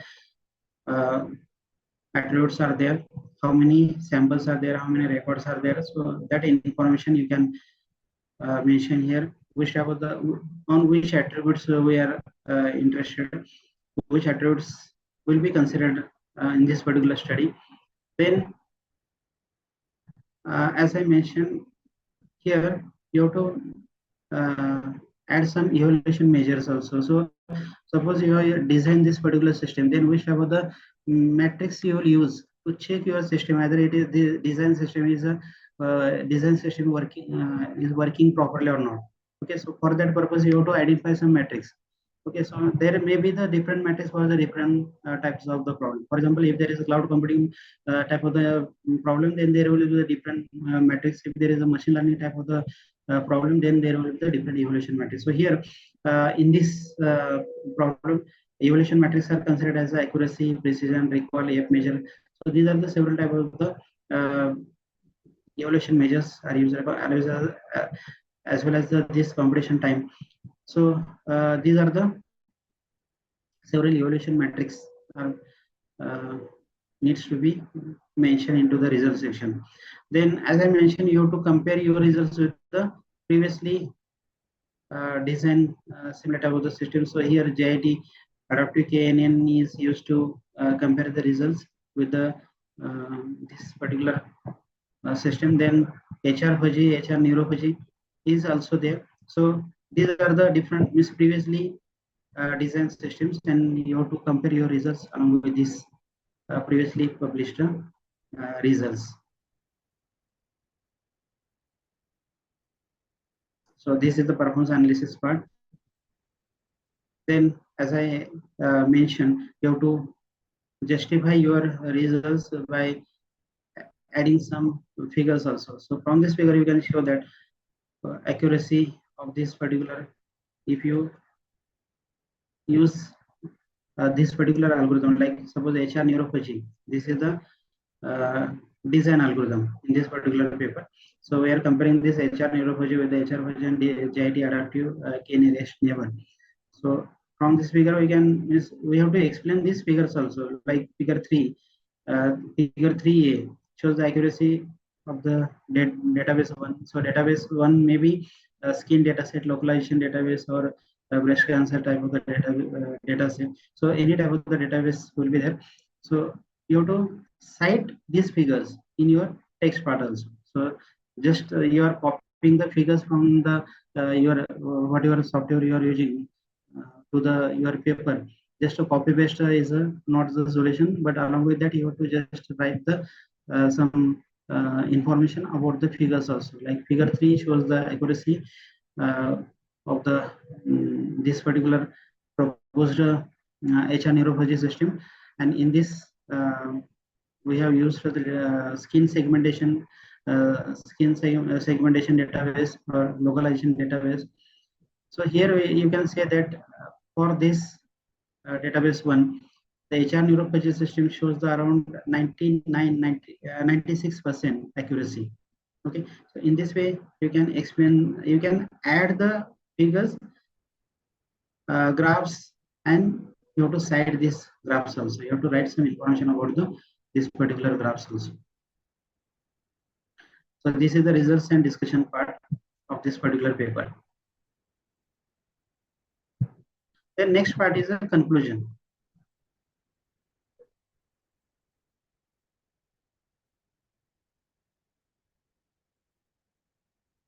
So in this conclusion section, the conclusion section should summarize. Means here you have to summarize the whatever findings or whatever outcomes from that particular study or from that particular research. So this should be added into the conclusion section, and implications of the research. What will be the implications? It also where it is also where they can suggest the areas for the future research. Then you should summarize these findings. So whatever findings you have observed in the results and discussion, so you should summarize these findings into the conclusion sections. Like accuracy of the HR Neurofuzzy system is 99%, but if data set is large, then accuracy gets reduced, or it will be degraded. So this type of the findings means if this type of the parameters will change, size of the data set change, then what happens if we change the algorithms, if we compare the our algorithm with the another algorithm, then what are the different findings. So all this summary you can add into the conclusion section. Again, discussing the implication means how to discuss the implications of the findings. So this would include the theoretical implications, practical implications, or suggestions for the future research. Then you can add the future scope of this particular research into this particular section. Then writing style, here also you have to you should focus that this section should be concise and to the point. It's important to avoid the introducing the new information. So the information which is not available into the entire part from introduction to the your results and discussions. So similar type of the information should not be added into the conclusion. Means new information, it is not correct. You don't add similar type of the information. Then common mistakes should be avoided when writing the conclusion section, such as introducing the new information, making the unsupported claims, or not clearly summarizing the main findings. So you should avoid these things. So this is about the conclusion. So here also I will show the conclusion of this particular paper. So if you see in this conclusion section, we propose an adaptive neurophagy system, rough set theory, and holotropy function for evolving the data streams. The HR neurophagy system was utilized to classify the data streams used on the class levels of the previous data streams. So whatever findings are there, so these findings you have to add. Like here, each and every finding is mentioned here. Initially, you applied the database to the PCA, then database was divided into the chunks. Then we have this number of the chunks will be given as an input to the neurophagy system. Neurophagy system is the bell-shaped membership function. So all this information, whatever information is given here, whatever summary is given here, all this is present in the present from the introduction to the our results and discussion. So only that part. And last here you can see the higher accuracy 96 was acquired by the professional neurophagy system for the better classification of the data stream. So here also you can say that there is a scope. So from here you can say that here research scope of this paper is that 96% is accuracy. So I will try for the 99%. I will try for the 100%. So this type of the research future scope you can consider for this particular problem. The next part is references. So in this references section, here authors should cite the sources they are used in their research. So sources, authors cite the sources means it may be the books, maybe the journals, a journal paper, conference paper, some data set repositories also. So whatever sources you are used to implement or to design that particular system, so all these sources should be mentioned into the references section. So it gives the credit to the original authors and allows the readers to track down the original sources if they want to learn more. So importance of the citing correctly, importance of the citing sources correctly to avoid the plagiarism. If you don't cite that particular contents, if you are used some particular concept from the previously published papers, and if you don't cite it, then it will show the plagiarism. Okay, so it will show the that number also. It will reflect the that particular paper also. From this paper you have copied this particular part, so that plagiarism will be increased if you are not cited that particular papers properly. The next is the citation styles. So here we have identified some sources. We have decided to cite these sources, but which type of the citation styles should be used? So there are the different types of citation styles like APA, MLA, Chicago, Harvard. So like this, there are the different types of the citation styles, and these citation styles are by that particular publisher in their template. Like in publication, in the template, at the end of the references, they will explain, they will mention that APA style should be used, Harvard style should be used. So accordingly, only similar type of the style should be used to add the papers into the references sections and give the citations also into the text part. So components of this particular citations, so there will be the author's name, then titles of the work, the year of the publication, journal, publisher name, then pages, year, then DOI number. So this type of the components will be there into this particular citation. So order of the citation in the reference section, citations are usually listed in the alphabetical order by the last name of the first author. Citing the different types of the sources, as I told, you can cite the different types of sources. Even you can cite the websites also, some data sets also, journal publication, conference publications, and books also. So here we'll discuss about the several citation styles. So there are the different citation style like APA. APA is nothing but the American Psychological Association, and this is used in the psychology, education, and other social sciences. So in text part, how can you add the citation like author, comma, year? So suppose there is a ABC author. So here author ABC and comma year 2007. So this type of the citation will be given into the text part. Here Smith, comma 2020 is given. Then reference list. In reference list, this APA will be like this: author name, then year of the publication in bracket, then title of the work, colon, that particular publisher name. Okay, so in this way you can cite the book. Then here example is given, Smith JA 2020, the psychology of the learning, Random House. And then journal articles. If you want to say add the journal articles into the references section using the APA style, then this will be the example like Brown LB, year, then title of the paper, then title, name of the journal, then volume, issue, and then page numbers. Okay, so this is the APA style. Then MLA style. MLA style is nothing but the modern language associations, and this is used in the humanities, especially in the writing on the languages and literature. So here citations will be like this, Smith 45. So here we are adding the page numbers instead of the year of the publication. We are adding the page numbers.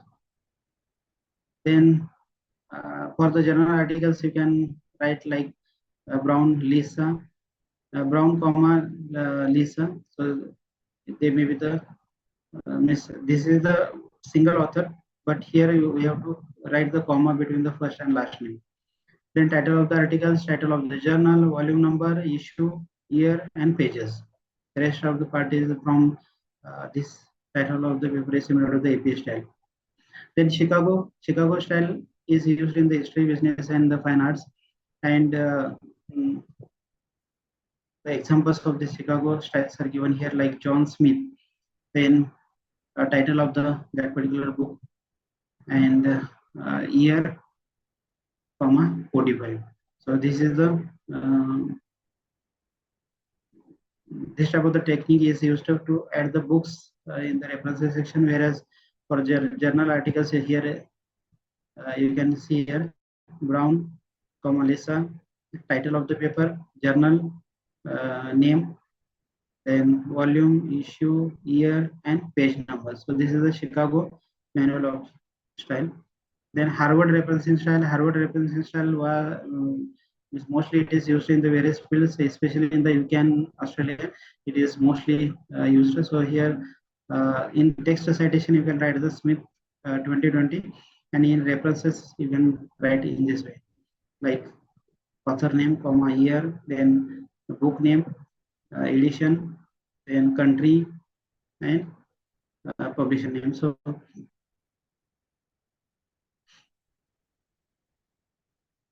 for journal articles, author name, year, paper title, journal name, volume, issue, page numbers.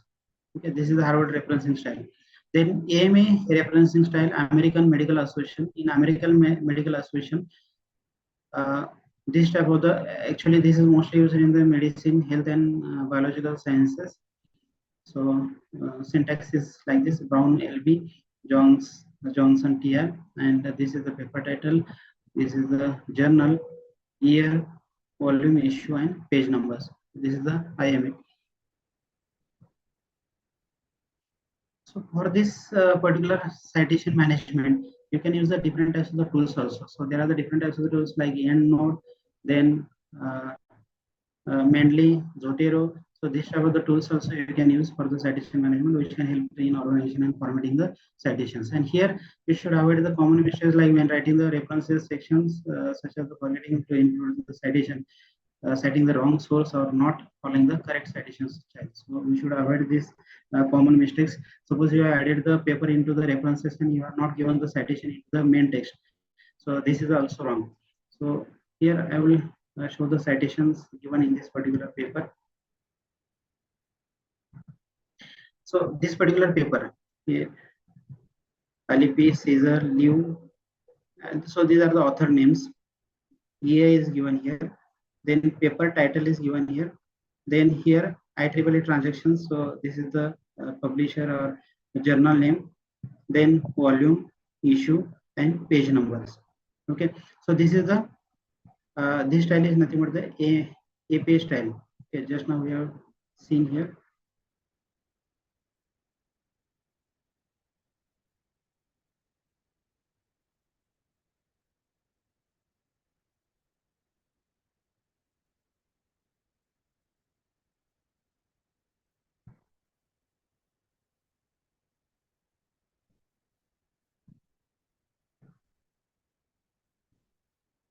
Okay, like this. So this is the API, because API is mostly used in the education. So always miss many publisher, many journals uses this particular American Psychological Association. And citations here, this type of the citation should be given into the our main text.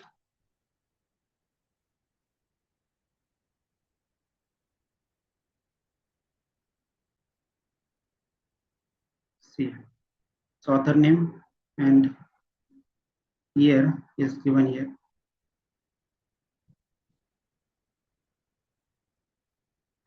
Like this. Okay, so this is the this type of the citation should be given into the text, and in this way you have to write the reference paper into the this particular references. So many times what happens, many students you are writing the papers, but you are making the mistake as I have discussed. So you are adding these papers here, but you are not giving citations into the main text of the paper. So this is wrong. If you are mentioning here on that particular paper, it means that paper should be cited into the main text. Again, in this references, all references are arranged in the alphabetical order. Okay, these are arranged in the alphabetical order.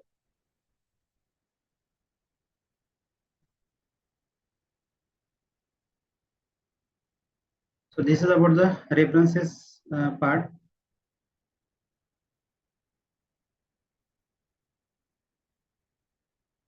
So just now we have discussed about this entire structure of the paper. Introduction is explained by this methodology. Just now I have explained. So here this is the summary slide, we can say. So describe in detail what you did and how. Detailed selection criteria for the study population. Describe the all test and interventions analysis technique. Then detailed endpoints, primary endpoints as well as the secondary endpoints also you have to mention. Ethical considerations must be outlined. Statistical methods to be described in the detailed paragraph. So this particular point should be reflected in the methodology section. Then in results, describe the study results, avoid the commentary and interpretation. Give the results for the every method presented in the previous section. Use appropriate illustrations, tables and figures. Then next is the discussion. In discussion, start with the recap of your main findings. So main findings here we have just started, means explained here. So you have to just recap of these main findings, put your results in the perspective with the other reports in the literature, explain significance of the results and how they contribute to the overall state of the knowledge, how they can advance the knowledge, outline the strengths and limitations. So all this information should be added into the discussion, as well as the here after this discussion there is a conclusion. So in conclusion, you have to write the summary, and one thing you have to consider that new information should be avoided in the conclusion section, which is not present in the introduction to the discussion part. So the such of the new information should not be added into the discussion. Then future scope also can be added into the conclusion section. Then last is the references. So list all the sources you have used. So sources may be books, sources may be journal paper, conference paper, sources may be some websites, such as sources may be some dataset repositories. So that website links also you can add here.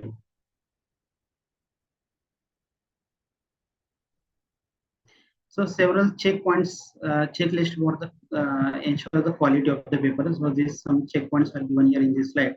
So did you write the specific type of the readers, or readers of the target journals? Are you focusing on the specific targets? Did you follow the introduction guide? Upside down triangle, that is you have to consider here. Then research the aim specific. Research aim, specific and informative. So all these points you have to check one by one to check the quality of your research paper, quality of your technical paper, whether I have added this particular part, either I have added this particular part, I have did you avoided this repeating detailed results in the discussion section, avoided the presenting new results in the discussion.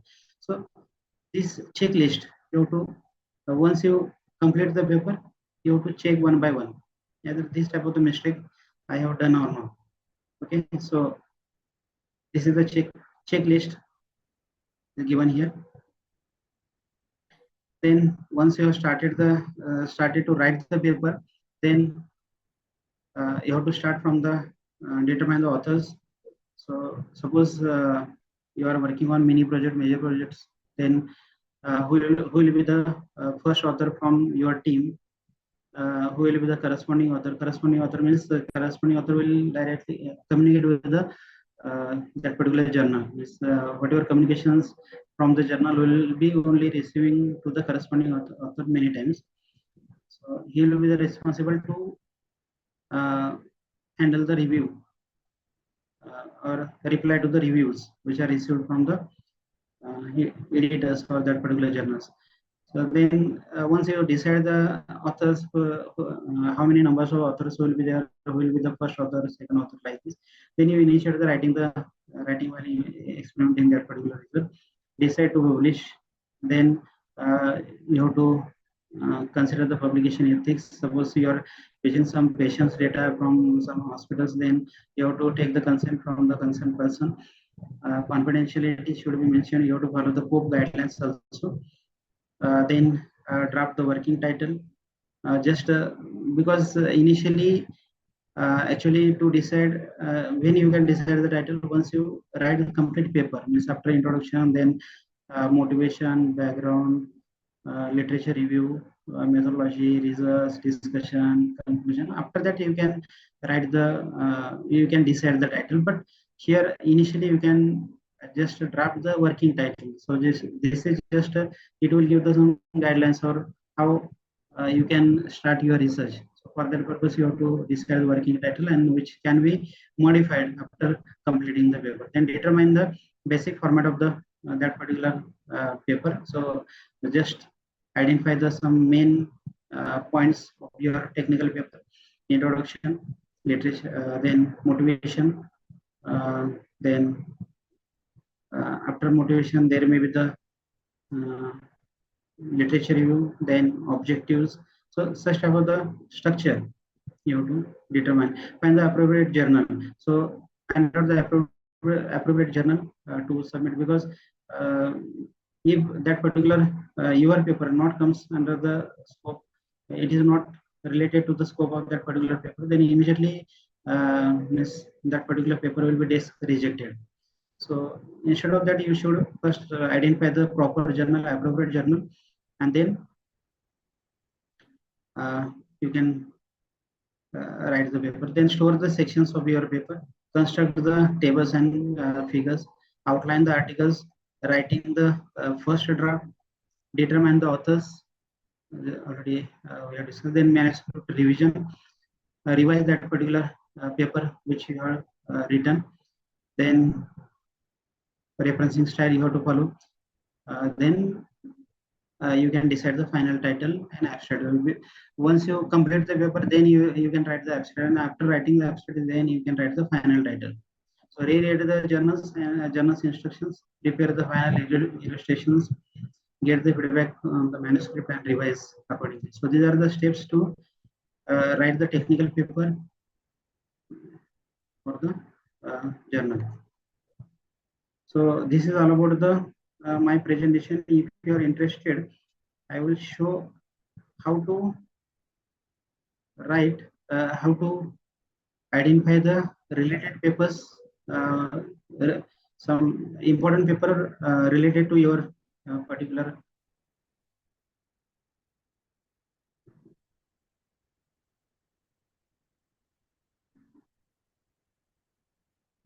So similar to the ChatGPT,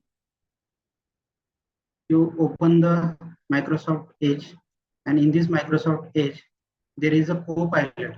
Okay, so from this in this particular co-pilot here, this type of the symbol will be there. You have to create the account, Microsoft account, then click on the co-pilot, log in into this particular co-pilot, and then see here. So this co-pilot will be opened here, and then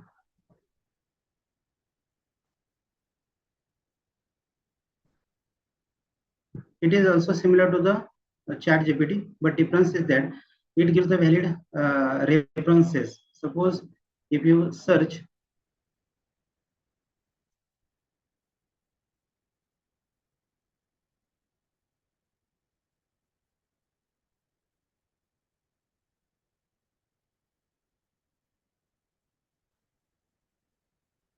so if you search this type of the particular query, then it will show the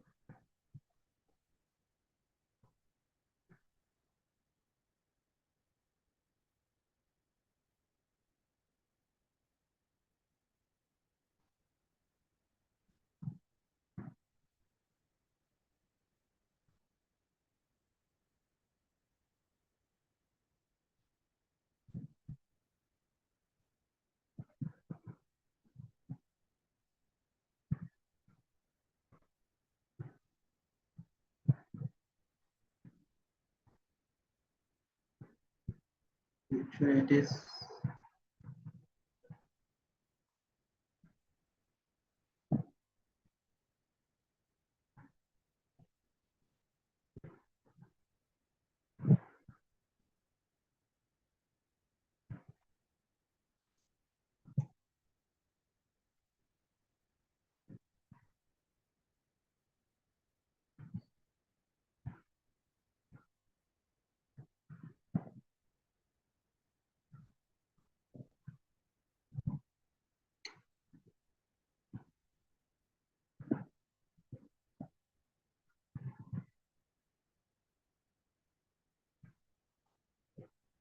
okay. So it gives this type of the information which ChatGPT also shows us, but difference is that here in this co-pilot, if you search these particular citations which are references which are given, so these references are properly given.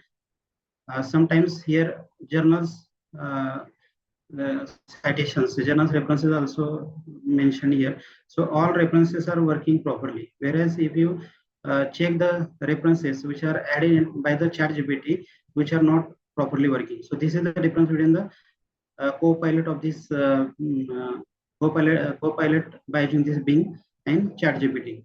So this is the one feature of this co-pilot and Bing. Another feature of this is this particular platform is within this co-pilot.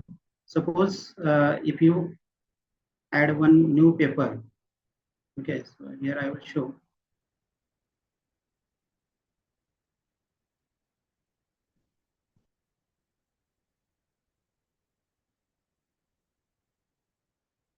So there is a this is the one paper. So I will add this paper into this browser. Okay, then click on the co-pilot. Now, when you can use this particular feature, because when you have to refer some papers and you are not interested to read, for example, this is a 12-page paper, and you are not so much that much time to read this particular paper. Okay, then you can click on this particular open this paper in this Bing. Then here you can check the different options. Already some options are suggested. Okay, here you can see generate the document summary, suggest the questions about this document, generate the key insights from this document. So anyone you can click here. Otherwise, suppose you have another other questions other than this particular suggested questions. Suppose you want to check the data set which used. Okay, data set description. Okay. So if you want to check the data set description directly,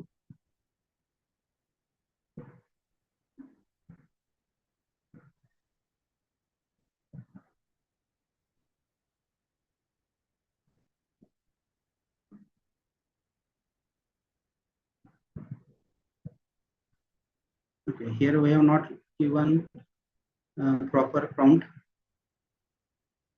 We should mention the data. Before that, I will check the given suggested options also, generate the document summary. So here you can check the document summary. So from this summary, you can check that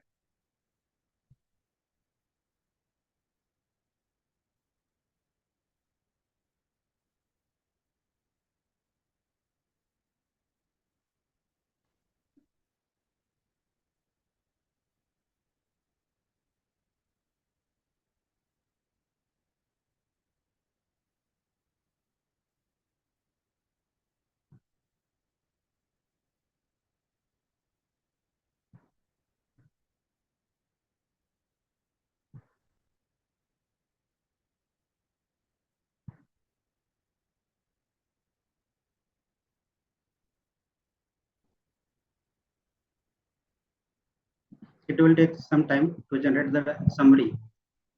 So here you can check, this is the document summary. So from this document, this particular summary, this co-pilot has generated.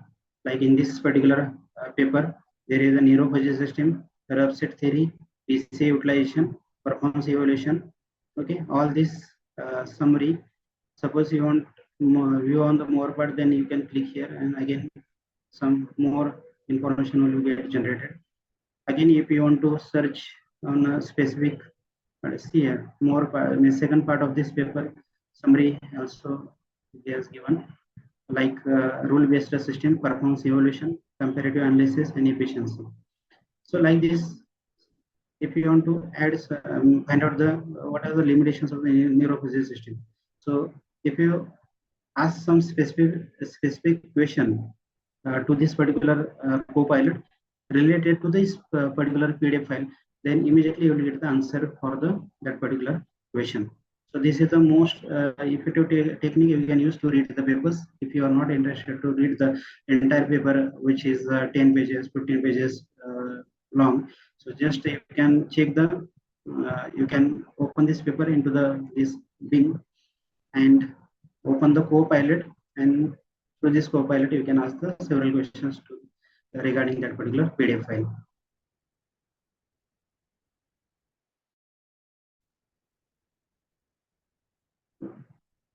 This is from my side. If you have any questions, you can ask.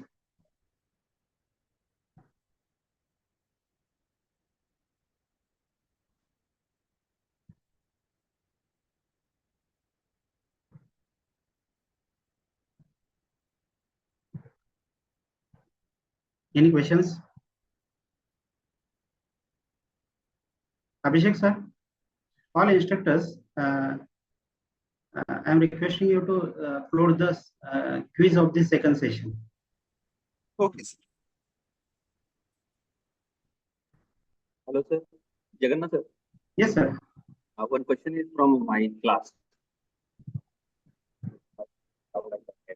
Pardon, sir. Hello. Sir, it is allowed to use AI tools. The question is from student that the AI tools are allowed to generate the papers. No. We can take the help. only Yes. for reference. Just I have shown one example of the Copilot, which is available. One of the feature available in the Bing.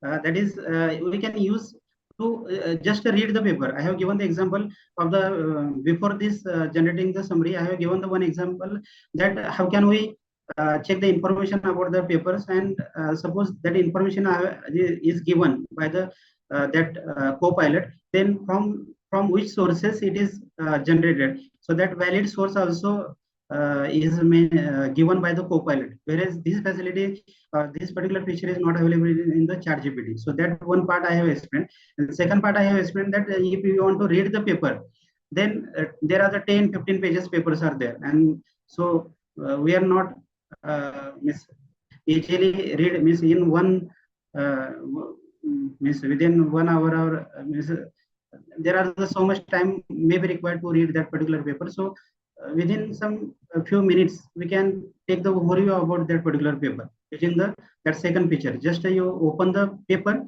and ask the Copilot to give the summary about that particular paper, give the insights about the paper, give the data set which are used in that particular paper. So this type of information we can read using the this particular feature. But if you want to write the paper using this AI tools, then actually this is not allowed. And there are now many tools are there.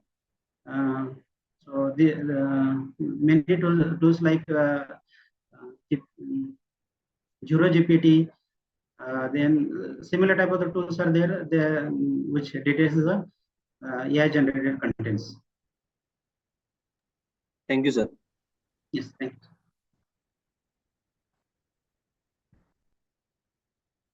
Is there any questions?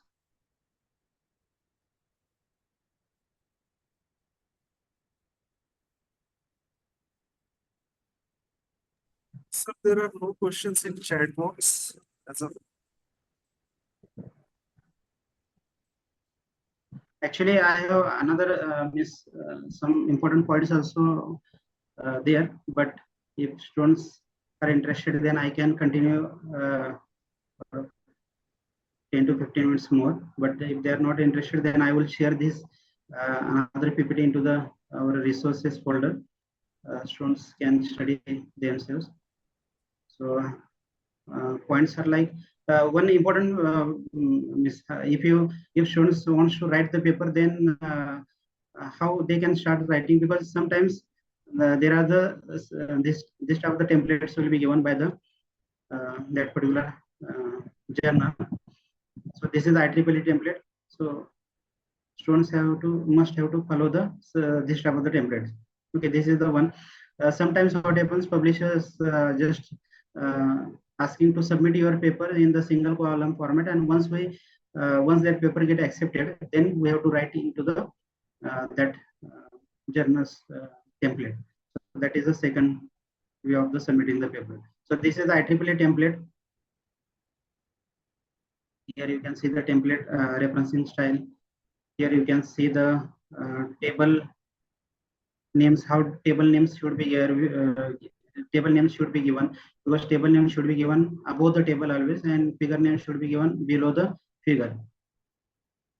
So there are the similar type of the instructions are given in this, how equation should be written, how introduction part should be written, how citation should be given, how references should be given. So this is the this type of the templates you have to follow whenever you want to submit the paper to the that particular journal. So this is the one of the sample IEEE template. Yes, sir. Abhishek, sir. I request all the instructors to upload the quiz. Yes. It's shared on to all the instructors through the email by Rohit, sir. Also, I'm sharing the same link on here into chat box so that all the instructors can share with their respective classes. Few instructions to the instructors. See here, my screen is visible. Hello. Yes, sir. It's visible. Sir, in this shared folder, this folder is shared by the Rohit, sir. So in day 2, we have shared these PPTs, but after this, after lunch break, students have to perform the one activity. So for that purpose, we have identified the some papers. So this activity is writing the literature review from the 4 papers. So this many, like in each folder there are the this type of the 4-5 papers are given. So students can prepare from a group of the 4, maximum 4 students. Then they can read the papers and they can write the literature review from the that particular for that particular given papers. So like there are the these many folders are given here. In each folder there are the 4 papers are given. So this is the group activity. Students can form a group of 4 students and prepare the literature review. So these guidelines are again given by the Shraddha madam in the this file also. Instructors, please go through these guidelines. Madam has given these guidelines, like you have to open this folder, prepare form a groups, then students can also find their own papers. Means suppose they want to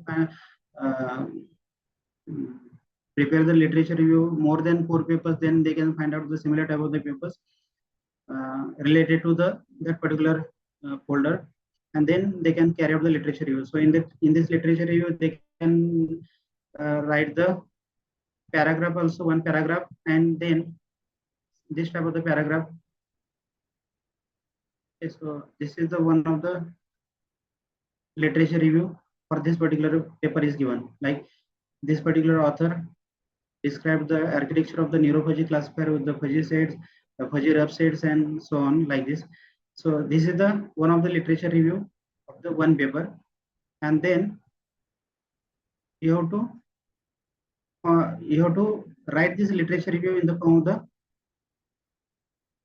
table also. So this is the one of the table, sample table is given here.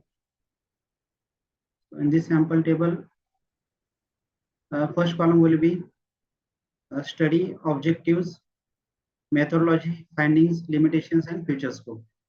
So in paragraph also, students have to write the literature review, and at the end you have to prepare one table. In this table you have to write the author name, year, author ABC, year 2020, objectives of that particular study, methodology which they have used, findings. Then findings means which type of the outcomes they achieved, they got, and then limitations of that particular study, and future work, whatever future was suggested by the authors. So this type of the literature review students have to prepare. Okay, so all instructors please go through these guidelines and get it done from the students, this activity.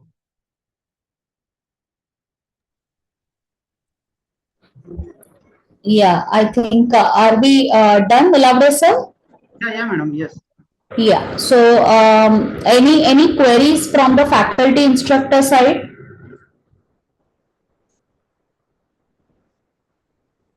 I think the moderators have already created few groups, group-wise papers they have collected which are related.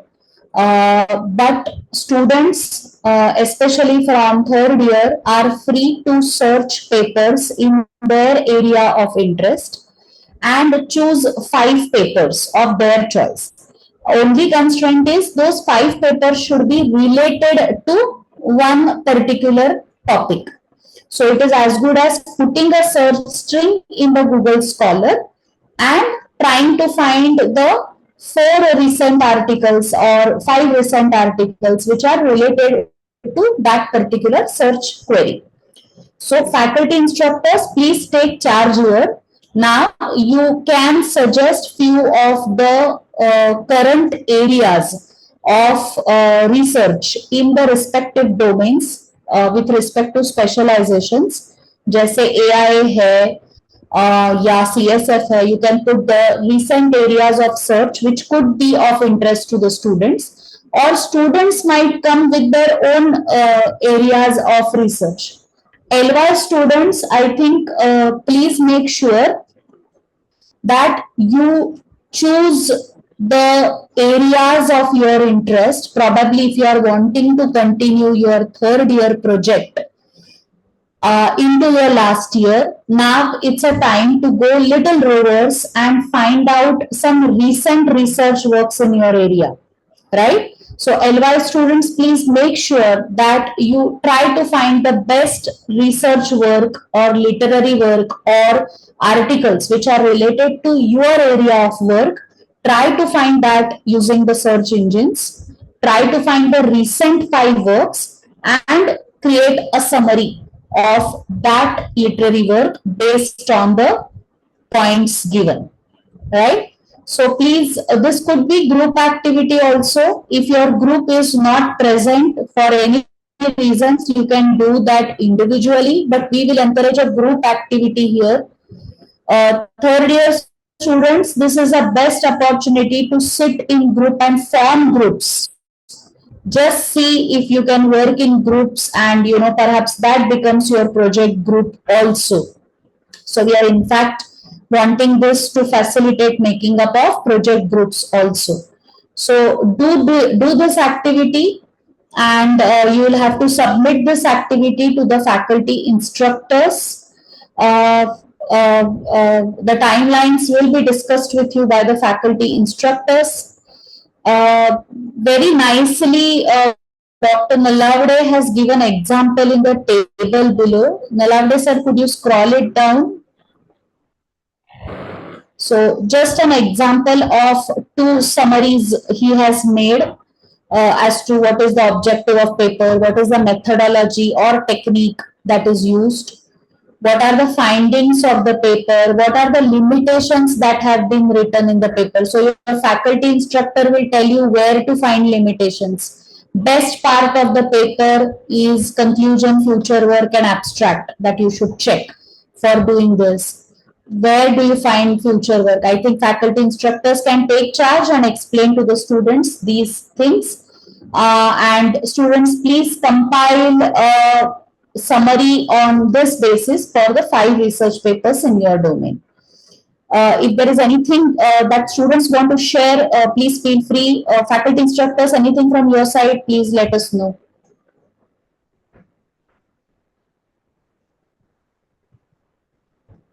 If there's no doubt, I think we will hand it over to the faculty instructors now in the classes to take over, and we can conclude this meeting.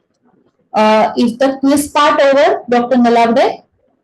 Yes, madam. I have before 5 minutes. I have requested all the instructors to upload the quiz. So we will close the link for the quiz in some time. Faculty instructors, please take charge of your classes. We can stop this meeting.